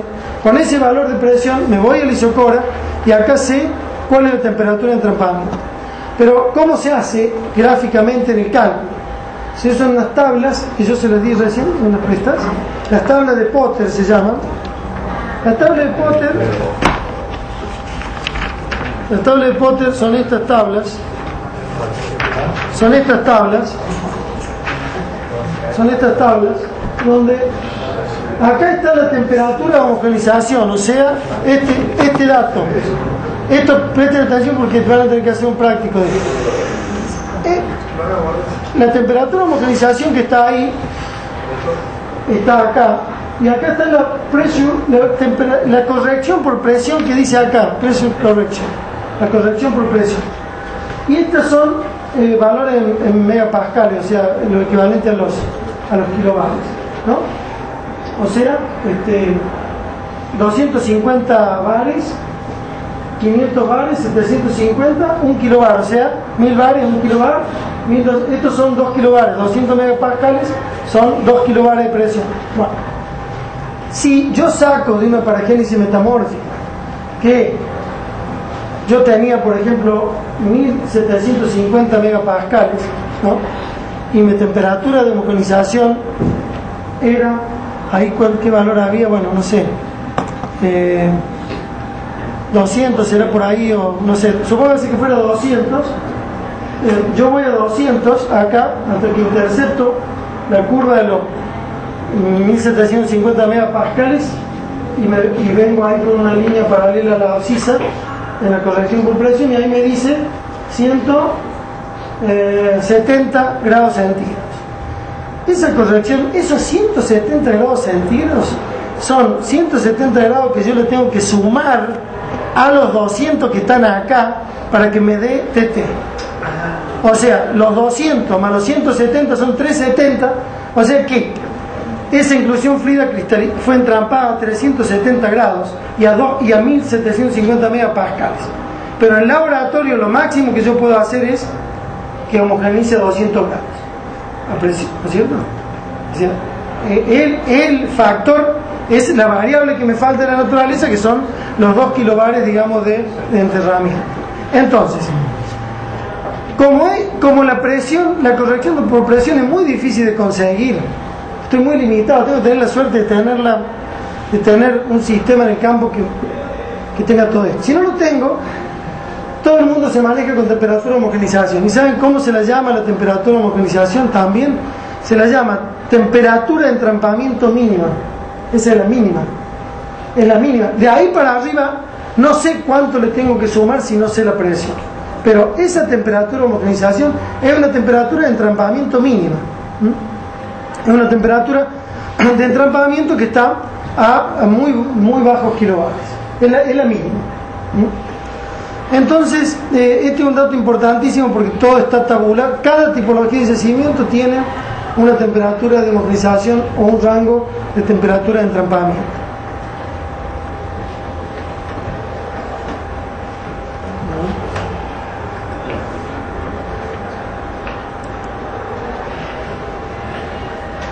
Esa flechita que está dando vuelta ahí es la corrección por presión, o sea, los 170 grados que hay que sumarle al punto rojo para obtener el valor TT.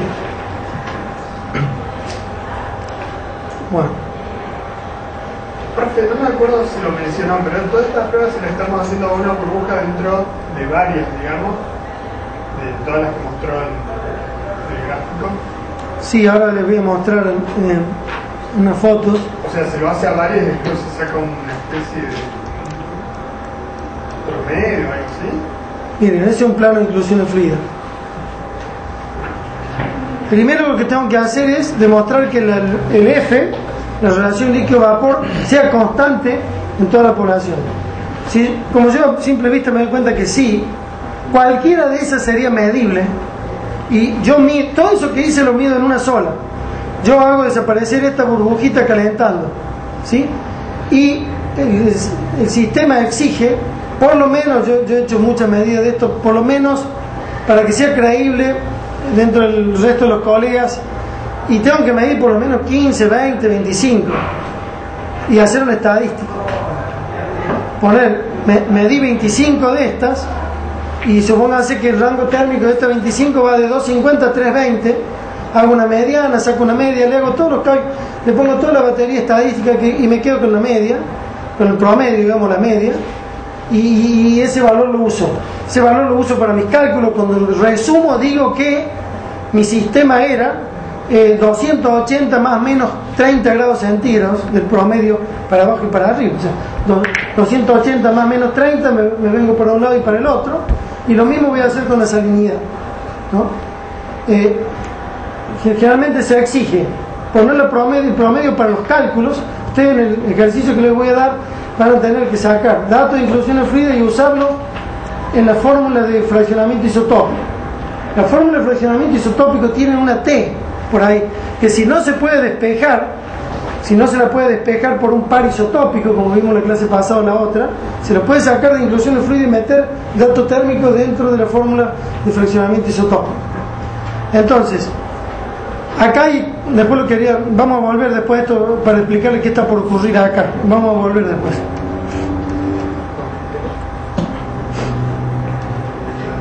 Bueno, esto estoy deteniendo muchísimo en esto, pero les quería mostrar otro ejemplo elemental de un diagrama de fase, digamos, para el sistema agua-cloruro de sodio, que es lo más abundante en la naturaleza.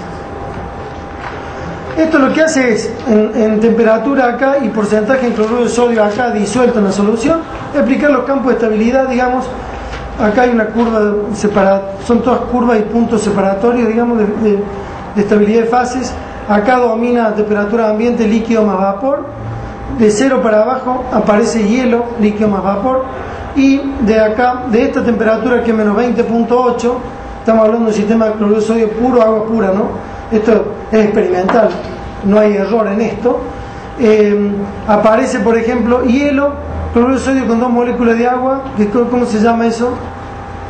Es una fase metastable, digamos, pero que no existe en la naturaleza, pero sí existe en este tipo de experimentos, ¿no? Cuando nosotros enfriamos inclusiones frías con cierto grado de salinidad, fundamentalmente alta salinidad, por debajo de este valor térmico, aparece una fase que se llama hidrohalita. Es una halita que a esa temperatura puede alojar agua, moléculas de agua, ¿no? O sea, de hecho 2 moléculas de agua. O sea, es un cristal de halita que puede tener intercrecido 2 moléculas de agua en su fórmula. Intercrecido no, parte de la fórmula estructural. Esto para que ustedes razonen, digamos, las cosas que pueden ocurrir. Este es un punto importantísimo, que acá es menos 23 puntos y algo, que es el punto de saturación en halita, por ejemplo, ¿sí? De aquí para allá siempre hay halita, siempre de alita. Ese cristal que ustedes vieron en el cubo va a aparecer en el sistema cuando nosotros tengamos más de 23 puntos y algo de cloruro de sodio disuelto. Si superamos ese punto, automáticamente cristaliza alita de la solución. Si está un decimal por debajo, la solución está saturada, pero no alcanzó a precipitar el cristal de alita. El cristal de alita no lo vamos a ver. Entonces, en este punto, que es un punto importante en estimar salinidades, para este lado la salinidad la mido viendo cuándo desaparece el último cristalito de hielo. ¿Se acuerdan que se los mostré? ¿Sí? Y me va a dar valores que van a ir de 0.0 hasta menos 23 y pico. En salinidad es 26.6 cuando se lo transforma. Pero de acá para acá me va a precipitar un cristal de alita, y la salinidad no se la mide por enfriamiento, sino se la mide por calentamiento. Cuando yo vi que está el cristal de alita, sé que está saturada la solución, caliento igual que caliento para hacer desaparecer la burbuja, y tengo que tener un ojo mirar la burbuja y con el otro mirar el cristal de alita, porque teóricamente en un sistema puro, digamos, nunca ocurre, debería desaparecer la burbuja al mismo tiempo que se me termina de disolver el cristal de alita. Ese cristal de alita perfecto que yo les mostré con aristas filosas, cuando yo empiezo a calentarse, es inestable y se empieza a disolver. Se le empiezan a redondear las aristas, se transforma en una bolita, se empieza a mover dentro de la inclusión fluida, hasta que en un punto ¡pum!, desaparece. O sea, ¿qué hice? Solubilicé a una temperatura dada, solubilicé la alita sólida, la transformé, la disolví en el líquido, y más o menos en el mismo rango térmico, más o menos 20 grados, me tiene que desaparecer la burbuja. Y ahí mato dos pájaros de un tiro. Con la burbuja mido temperatura de homogenización, y con la desaparición del cristal de alita mido salinidad. Solamente en inclusiones fluidas saturadas en alita. Bueno, ahí había ejemplos de la misma cosa que vimos recién. Ustedes practiquen después. Los mismos dibujitos que vimos, homogenización y enfriamiento y calentamiento, están puestos, pero dentro del diagrama de fases. Bueno, esto es muy interesante. Estos son estadios de crecimiento de un cristal, de un sólido cualquiera, y hay por lo menos una docena de mecanismos por los cuales un fluido puede quedar atrapado en un sólido, ¿no? Imperfecciones, digamos, sólidos que van quedando atrapados. Por ejemplo, acá quedó una inclusión primaria en un estadio de crecimiento 1. Y acá, fíjense, ese es un detalle acuérdense que cuando los cristales crecen, no crece, la velocidad de crecimiento es diferencial y forma una topografía diferencial. Entonces, la velocidad diferencial de crecimiento en la interfase sólido-líquido, esto es sólido y eso que está ahí es el líquido que nutre, la solución que nutre al sólido.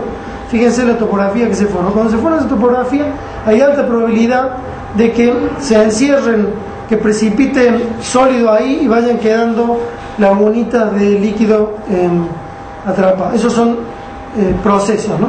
Y ahí van quedando dibujados. Bueno, este otro ejemplo de, ahí aparece una fractura. Fíjense lo que ocurre con esa fractura. Si yo interrumpo el crecimiento en este estadio y yo tengo que medir estas inclusiones acá, que son estas que están acá, para mí van a ser secundarias. ¿Por qué? Están comunicadas con el exterior, ¿sí? Pero ¿qué puede ocurrir? Que hayan sido, que nos engañan, que el cristal se interrumpió, pero siguió cristalizando después, ¿y qué me hace? Me la encierra con un estadio 3 o 4, y estas se llaman pseudo secundarias, o sea, parecen secundarias, pero son un estadio interrumpido que después continúa. Entonces, el valor que me den estas inclusiones fluidas acá tiene el mismo valor esto como pseudo secundaria que estas como primarias.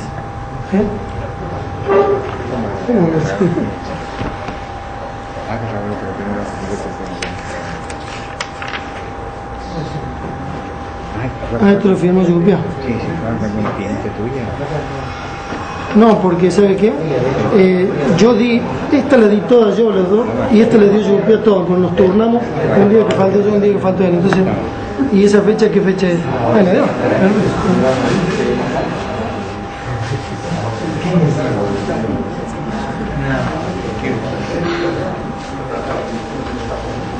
No voy a alcanzar con otro tema, pongo este solamente.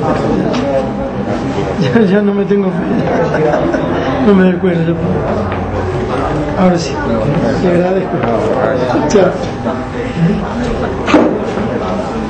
Bueno, y el caso de la secundaria, que es esta que comunica de punta a punta. Entonces acuérdense que hay una clasificación que se llama pseudo-secundaria, o sea, falsamente secundaria, que se usan como primaria. ¿Entienden el proceso, no? Sí.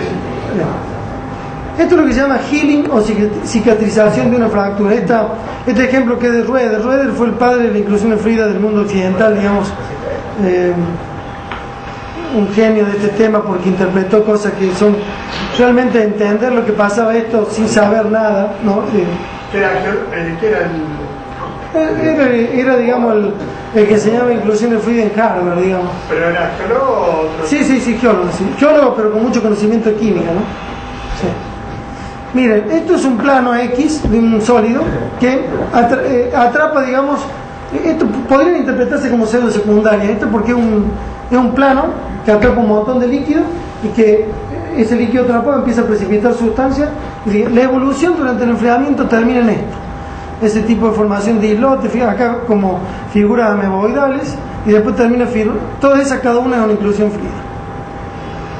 En un proceso lento, sin deformación, tranquilo, digamos, estos terminan tomando la morfología del cristal huésped. ¿Qué quiere decir?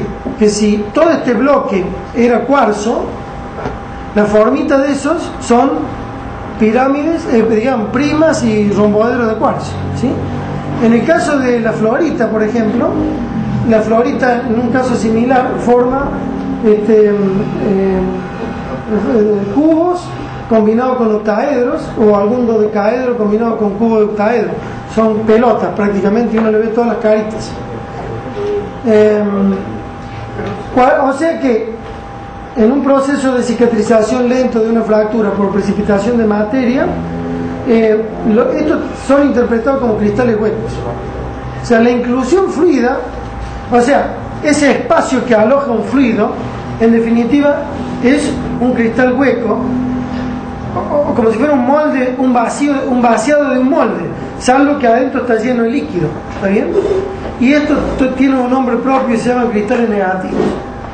Siendo que un cristal positivo es el que crece todo sólido para afuera, este creció hacia el sólido pero adentro quedó hueco, entonces se llama cristal negativo. Esos son casos que el cristal negativo va a tomar la morfología del cristal hueco. O sea que todas las formas cristalográficas que ustedes se quieran imaginar las van a poder ser evidenciadas o representadas como cristales negativos. Depende del huésped. Esto no lo vamos a explicar porque no va a llevar mucho tiempo, tampoco.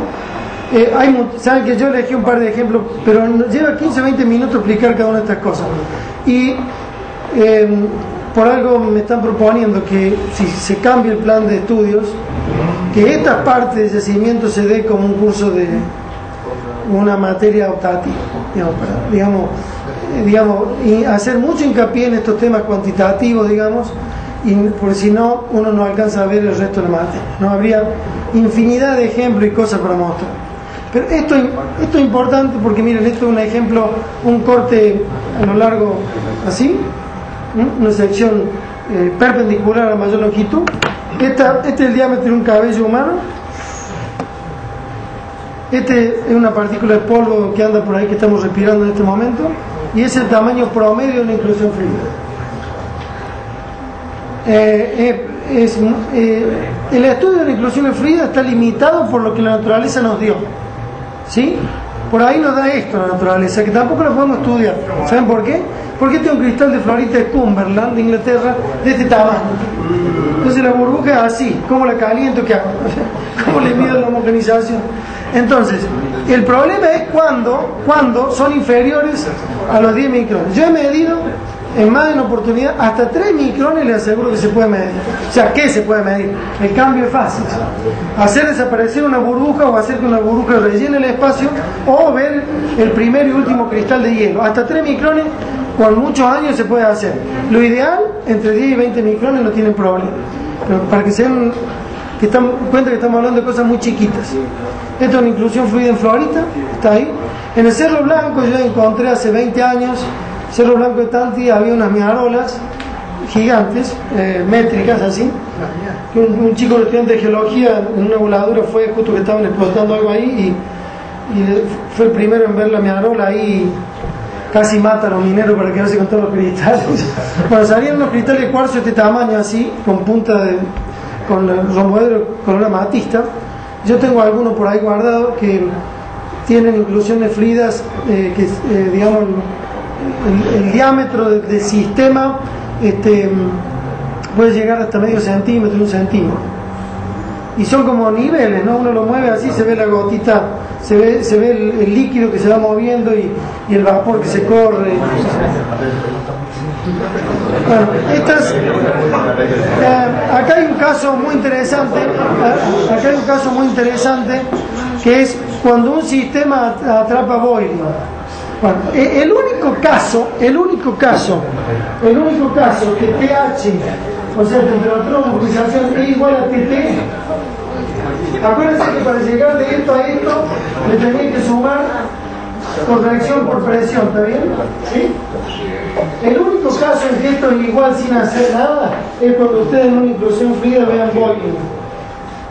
Cuando hay boiling, quiere decir que la presión de entrampamiento es igual a la presión ambiental, o por lo menos de 200 bares. Bueno, ustedes vean en la tabla de Potter, corregir a menos de 200 bares es sumar 8, 10, 15 grados, que no es nada para esto. ¿Está bien? Pues yo les digo un caso de sumar 170. Cuando hay menos de esto, es porque no hay presión litostática confinante y el fluido entra en ebullición. ¿Cómo me doy cuenta que un fluido entra en ebullición y que no tengo que hacer corrección por presión? Cuando ustedes vean todas las relaciones de fase posibles. Este no es el mejor ejemplo, hay otro mucho más lindo. Fíjense, este es un sistema que lo frizamos en un momento en su evolución, atrapamos lo que estaba la pava hirviendo y después cada uno se enfría y evoluciona como tiene que evolucionar. Cada inclusión evoluciona a lo largo de su propia isocora y termina siendo ¿qué? Esto que parece que es todo líquido, esto que es una burbuja con una relación 0.2, o sea, 0.2 de vapor, 0.8 de líquido, esta que es 0.9 de vapor, 0.1 de líquido. Fíjense, lo que queda de líquido acá es eso. Toda la burbuja rellenó. Esta es chiquita, esta tiene otro tamaño. Cuando yo homogeneice o caliente, todas tienen que desaparecer. Esta tiene que rellenar todo al mismo tiempo que me desaparece ese y ese. Entonces, ahí indico que hay boiling. Y ahí ya no hablo más de temperatura de homogenización, directamente uso temperatura de entrampamiento. Porque no hay corrección por presión. La presión es insignificante en el sistema. No hubo la suficiente presión para evitar que el sistema entrara en ebullición. Acuérdense cuando vimos textura y todo eso, que los sistemas, una de las causas más probables de que entre en ebullición en fluido es por una fuerte despresurización. El sistema estaba a 1 kilobar y de pronto se reactiva la fractura, está allá abajo, cristalizando, se reactiva, pierde esa presión repentina y el fluido que estaba homogéneo contenido entra en ebullición. Ese es un ejemplo. Acá no hay ebullición, el grado de llenado homogéneo, todo lo que les quería decir era, fíjense acá, ahí está por ocurrir un fenómeno que, bueno, en este caso no llegó, que se llama necking o estrangulamiento. Necking, ¿no? Si yo tuviera evidencia de necking, o sea, y esto ahí precipitar, supóngase que esta sustancia acá es fluorita, todo esto que hay acá es fluorita, fluoruro de calcio, que ahí precipite, siga precipitando fluorita, se me estrangula. Esto ya sería un indicador que esta inclusión de fluido yo no lo usaría para medir nada, porque hay una alta probabilidad que durante el enfriamiento me haya cambiado la relación de fases. Puede que no haya cambiado la relación vapor-líquido, pero se me puede haber fraccionado la salinidad. Las sales tienden a ir hacia la fase más rica en líquido versus la más rica en vapor. Las sales tienden a quedarse con la fase más rica en líquido versus la más. Entonces yo podría sospechar que podría tener un fraccionamiento de sal en la parte más líquida. Si lo tuviera fraccionado, ¿qué querría decir? que acá lo que me quedó es un empobrecimiento de sal. Entonces yo por lo duda el sistema no lo uso, o por lo menos no uso esa inclusión y uso el resto, porque yo podría decir todas estas son confiables, todas estas no la voy a tocar porque es chata, pareciera secundaria, y esta que se han querido estrangular tampoco lo veo.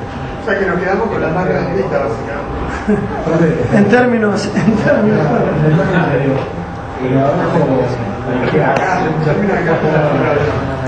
¿Esto? Y no, acuérdense que esto a nivel del microscopio puede ser una comunicación capilar. O sea, puede haber un canal del espesor de un pelo de 50 o 30 micrones que permite que las fases se comuniquen, entonces todavía estás salvado, digamos. Y la otra evidencia acá para indicar estrangulamiento sería que el estrangulamiento ocurrió antes de que termine el enfriamiento, y entonces ¿qué puede ocurrir? Que se me estrangule, pero la inclusión se me siga enfriando. Entonces se me puede haber alcanzado a nuclear un poquito de fase vapor acá. Entonces esta va a tener una burbuja grande y acá va a tener una burbuja chiquita. Cuando vean eso, esa demostración que esa población no sirve. Me expliqué con respecto a salinidad, pero también con respecto a vapor puede ser. Bueno, ¿cuáles son las formas de analizar el fluido? O sea, esto que hay acá adentro, eso que hay ahí y eso que hay ahí puede ser analizado por un montón de métodos, algunos destructivos, otros no destructivos. La microscopía electrónica de barrido sirve para ver la morfología de los cristales hijos, y el EDS, o sea, la espectrometría de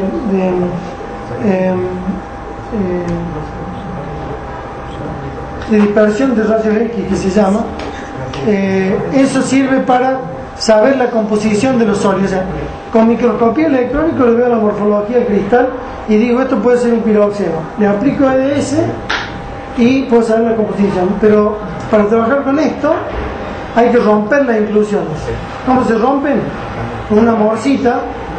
Yo tengo supónganse que este es mi cristal, lo rompo, no le puedo dar un martillazo porque los cristales hijos están o flotando en líquido o pegados, débilmente implantados en las paredes de la inclusión.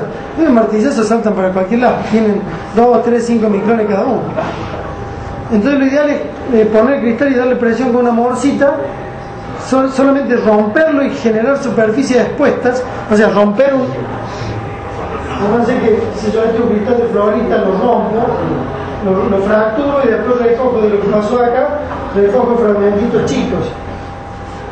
Lo que voy a tener es que si aumento esta parte, yo tenía una inclusión acá, la rompí y me va a quedar un boquete así, no sé, y voy a ver acá los cristales hijos implantados acá.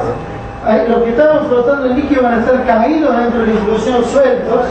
Y si al romperla el fluido que estaba ahí estaba cargado de sales, ¿qué le pasa al fluido? La rompo, está cargado de sales, ¿qué le pasa al fluido inmediatamente? Se evapora. Tiene 20 micrones de temperatura ambiente, se evapora todo. Entonces, si había muchas sales, lo que hacen es precipitar inmediatamente acá eflorescencias salinas que pueden ser sulfato de calcio, sodio, potasio. Entonces, ¿qué hago? Cuando utilizo el EDS, la morfología de los cristales la veo con microscopio electrónico de barrido y hago incidir el EDS acá, el chorro de rayos X, digamos, y me va a dar un espectro composicional que va a decir calcio, silicio, aluminio.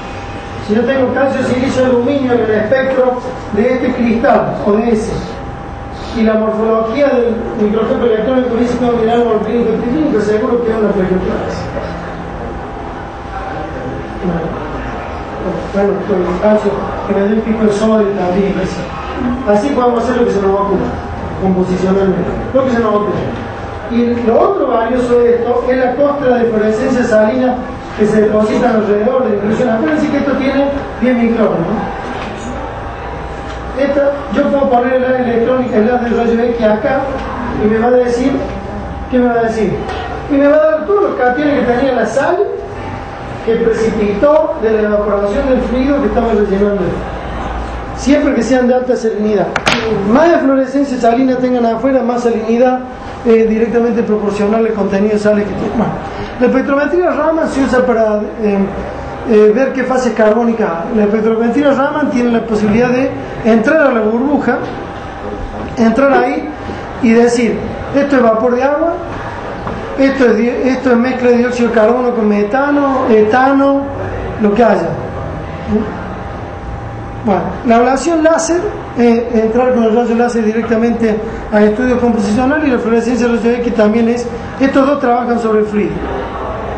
El tema es que para tener un sincrotrón y sacar rayos X tenemos que tener un acelerador de partículas. En el mundo debe haber 3 o 4, uno pide un turno para hacer y te tenés que ir a Brookhaven, en New York, o te tenés que ir a Grenoble, a Francia, esperar ahí que te den turno a los pobres de acá de Sudamérica, y para usar el equipo un día o una hora, perdón, un día no te dan. Para el ciclotrón, para nosotros los subdesarrollados, es muy difícil usarlo. Miren, acá hay ejemplo gráfico de todo lo que se puede hacer con inclusión fluida. Esta es una inclusión fluida abierta. ¿Ven? ¿Es monofásica o polifásica? ¿O bifásica? ¿Es mono, bi o poli? Poli. Acá hay un cristal que dice mineral rico en hierro. ¿Saben por qué? Porque el EDS, como método, no analiza los elementos livianos. Todo lo que tiene número atómico inferior a 8, 9, a 8, de oxígeno para atrás, 0. Lamentablemente, todos los que sean óxidos, carbonatos, ¿qué más? Óxido y carbonato fundamental. Los sulfatos nos salvamos, ¿saben por qué? Porque sale el pico del azufre. ¿Está bien? Pero entonces hay un montón de minerales que, supóngase, me da un pico de hierro solo. Me da un pico de hierro ahí en el espectro. Yo puedo suponer, ¿será un carbonato de hierro? Porque el carbono tampoco lo detecta. ¿Será un óxido? ¿Será un sulfuro? Si es un sulfuro, sale el pico del azufre. Si un sulfato también puede salir, y entonces uso la morfología. Digo, ¿esto es pirita para hacer sulfuro de hierro? ¿O es melanterita sulfuro de hierro? Como ustedes todos saben mucha cristalografía, podrán distinguir entre usando el microscopio electrónico cuál es cuál. Bueno, este es un cristal de silvita que fue algo parecido a un octaedro, pero está todo redondeado.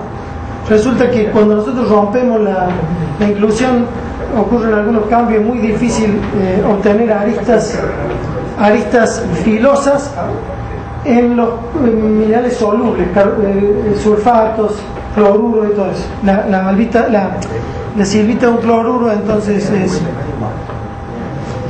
Esto se llama mapeo electrónico de cationes, que lo hace el microscopio electrónico vacío. Yo le digo, mapeame hierro, y le digo que mapee en longitud de hierro, qué sé yo, y donde se van formando estas imágenes, porque ahí hay mucho hierro. Fíjense que esto reproduce la forma de este cristal y de este que se saltó. Esto hay dos opciones: o es uno que se saltó de acá adentro y cayó afuera de la inclusión, o es una inclusión sólida. No tuve tiempo de ver ahí qué es, pero son dos minerales de hierro.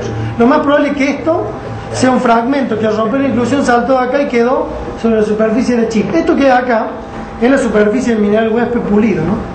Se tiene que pulir con diamante a doble. Acá, en este caso no hace falta pulir porque yo rompo. En el caso de las chips para medir microtermometría, tiene que ser pulida arriba y abajo. Esto es la fluorescencia salina.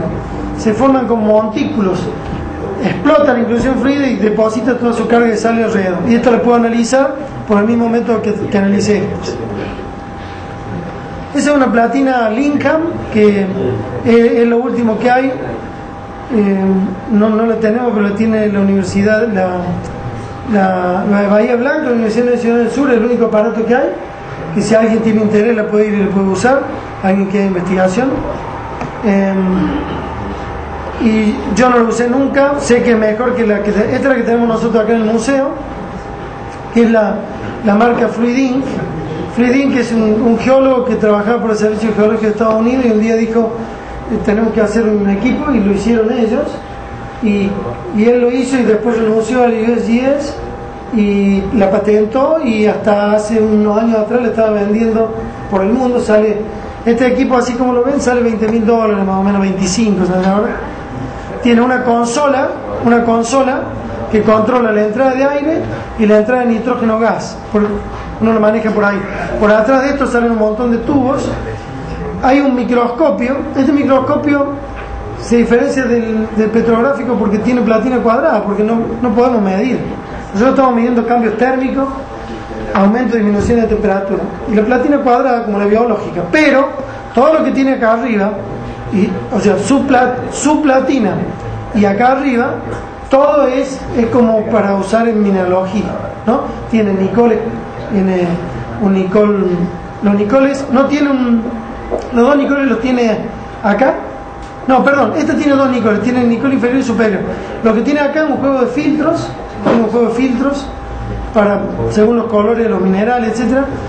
Siempre se trabaja con un objetivo. Los objetivos chiquitos no sirven para nada, porque un objetivo chico no alcanzamos a ver la inclusión fría. Estamos hablando de objetivos de 25 por acá arriba, y acá en el ocular necesitamos otros objetivos, digamos, oculares poderosos para aumentar mucho entre esto y esto. Esta es la famosa platina inclusión fría. Este es un material incombustible que se parece a un yeso. Tiene 4 tornillos. Si yo abro este tornillo, este y este, levanto una tapa y ahí adentro hay una cápsula que es el corazón del sistema, una capsulita así, de este tamaño, que tiene 3 vidrios de cuarzo abajo y 3 vidrios arriba, con un sistema de distribución de aire caliente para que mi chip, que va a ir en el medio de eso, esto supongamos que tiene un tamaño así, no, más chico,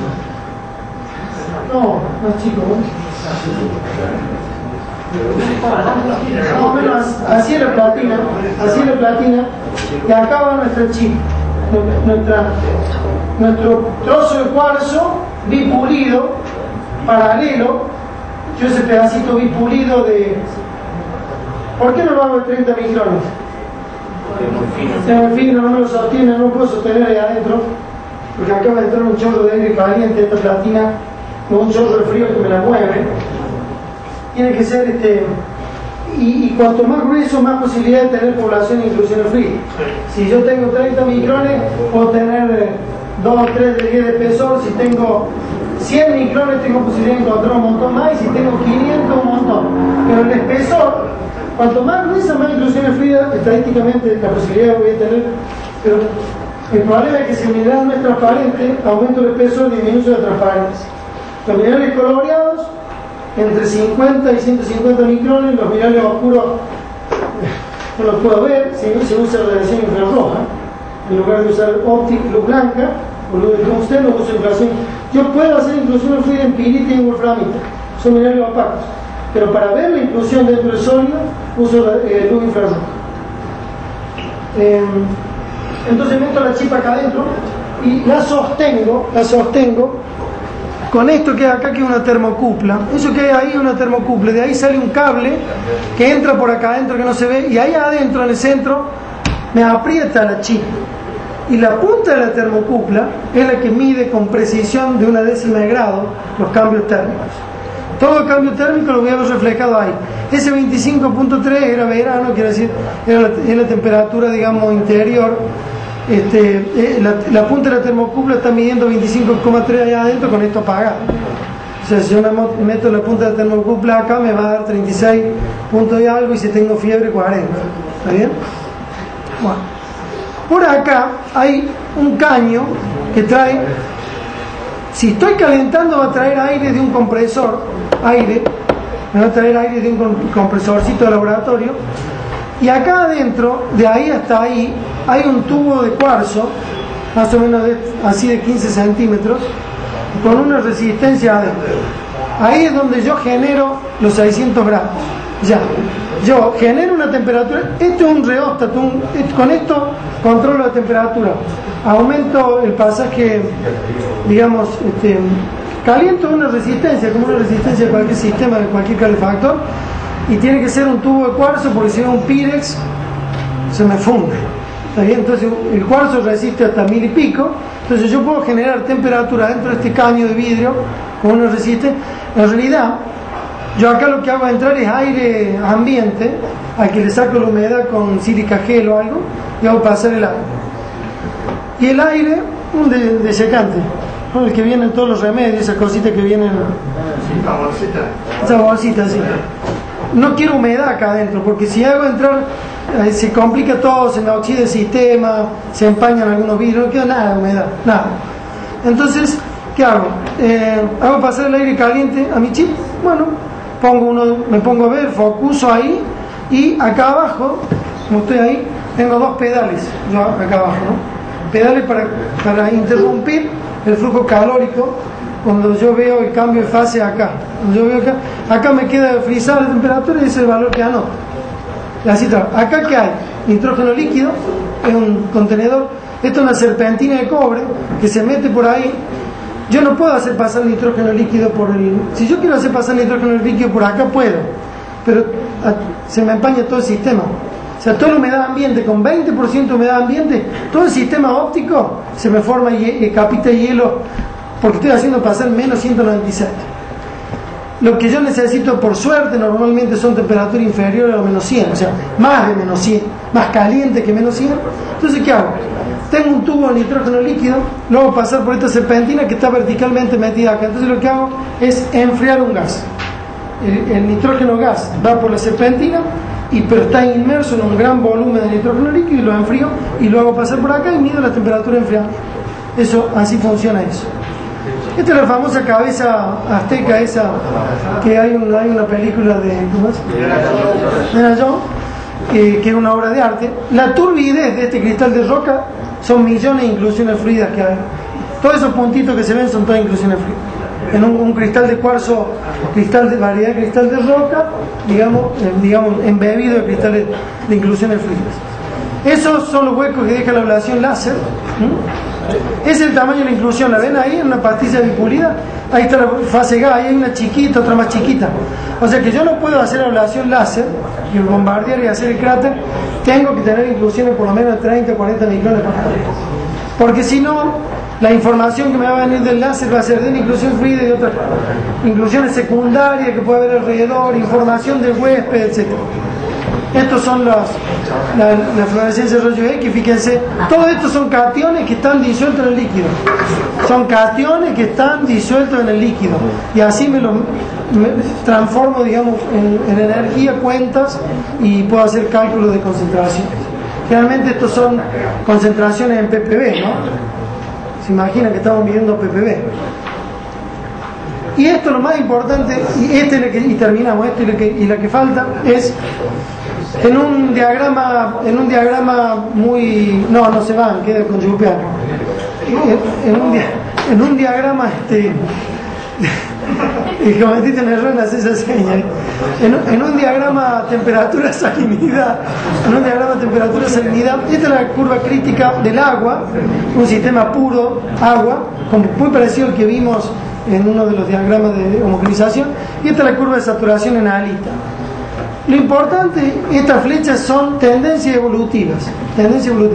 Cuando yo mida esas 35 o 40 inclusiones fluidas, le mida temperatura acá y salinidad, a la misma le debería medir las dos cosas, ¿sí? A la misma le mido temperatura y salinidad. Bueno, cuando tenga esos datos, esas 25 y 30, le hago un plot en un diagrama temperatura equivalente en cloruro de sodio. Habíamos hablado, no sé si hablamos que se mide en porcentaje en equivalente de cloruro de sodio, las salinidades, y hay una fórmula que traduce la temperatura de enfriamiento, ¿se acuerdan? Los menos 15, los menos 12, los menos 26,6. Esa temperatura de enfriamiento, a través de una fórmula, se la traduce en porcentaje equivalente de cloruro de sodio. Así se mide la salinidad. Yo hago ese cálculo y ploteo aquí mis datos y veo cómo se me agrupan, cómo se me distribuyen las 25 o 30 puntos. Los 25 o 30 muestras, o sea, cada inclusión fluida, se van a agrupar según alguna de esas tendencias.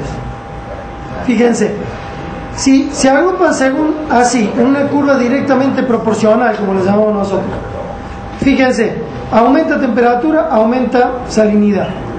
Eso es un... Sí, esperen. El razonamiento de esta curva se hace a partir de A.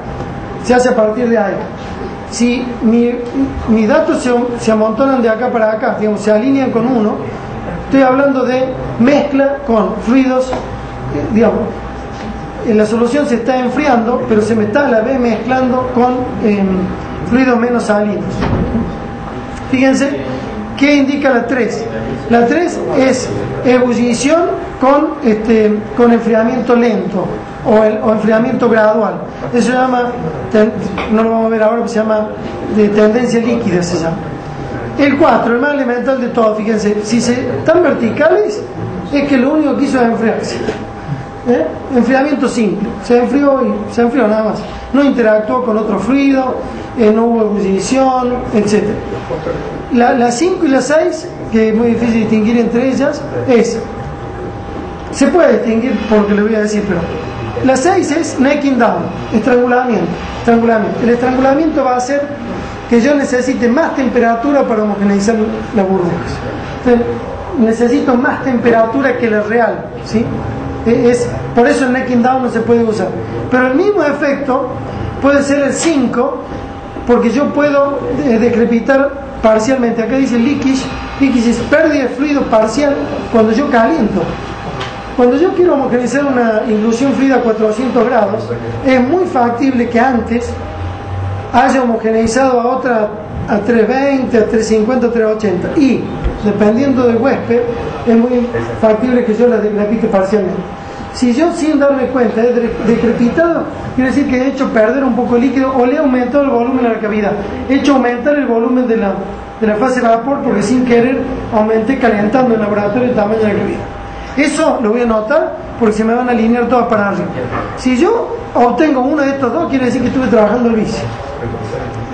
Todo lo que hice lo tengo que tirar y empezar de nuevo. Entonces lo ideal es no hacer eso antes de empezar, o sea, darse cuenta. ¿Cómo se da cuenta? Uno, ver si hay estrangulamiento en la muestra. Y la otra es calentando y homogeneizando primero la temperatura más baja, gradualmente, y ir dejando para homogeneizar después la temperatura más alta. Porque si una vez que homogeneicé la de 400 se me revienta la de 320, no importa, porque ya la medí antes. ¿Está bien? Bueno. Y esto, el 2 y el 2' quiere decir que yo a una misma temperatura tengo isotermal, quiere decir isotermal, un cambio isotermal, pero mezclo con un fluido de menos salinidad para este lado y estoy mezclando con un fluido de más salinidad para el otro. Este es el típico caso de una inclusión fluida que se enfría en un rango térmico corto y que si se me mezcla con fluidos meteóricos se me van a agrupar para este lado porque los fluidos meteóricos son de baja salinidad. Si se me va para aquel lado, es probable que esté interactuando con un fluido magmático, con otro fluido magmático que siempre tienen salinidad más alta que lo meteórico. Estas son las curvas de Potter que ya se les expliqué recién, y todo esto para llegar a esto. Toda tipología de yacimientos está encuadrada en esto y faltarían un montón de poner acá. Estos son los rangos estudiados y conocidos de la misma crítica, la curva crítica recién, la curva de saturación analista, salinidad, el cloruro de sodio equivalente, temperatura. Los sedimentos tipo Kuroko, que los vamos a ver a fin de año, submarinos, las venas mesotermales de oro, los epitermales subvolcánicos, los Mississippi Valley Type, los tipos Irish, que son una variedad de los Mississippi Valley, los Greisen de estaño wolframio, los Scan de cielita, wolframio, molibdeno, oro, etc., los porfio, cobre, molibdeno. Podríamos poner todas las tipologías en términos de salinidad y temperatura. Las inclusiones fluidas sirven para obtener salinidad en la abscisa, temperaturas de homogeneización o de entrampamiento en la ordenada y datos composicionales con algunos de los métodos.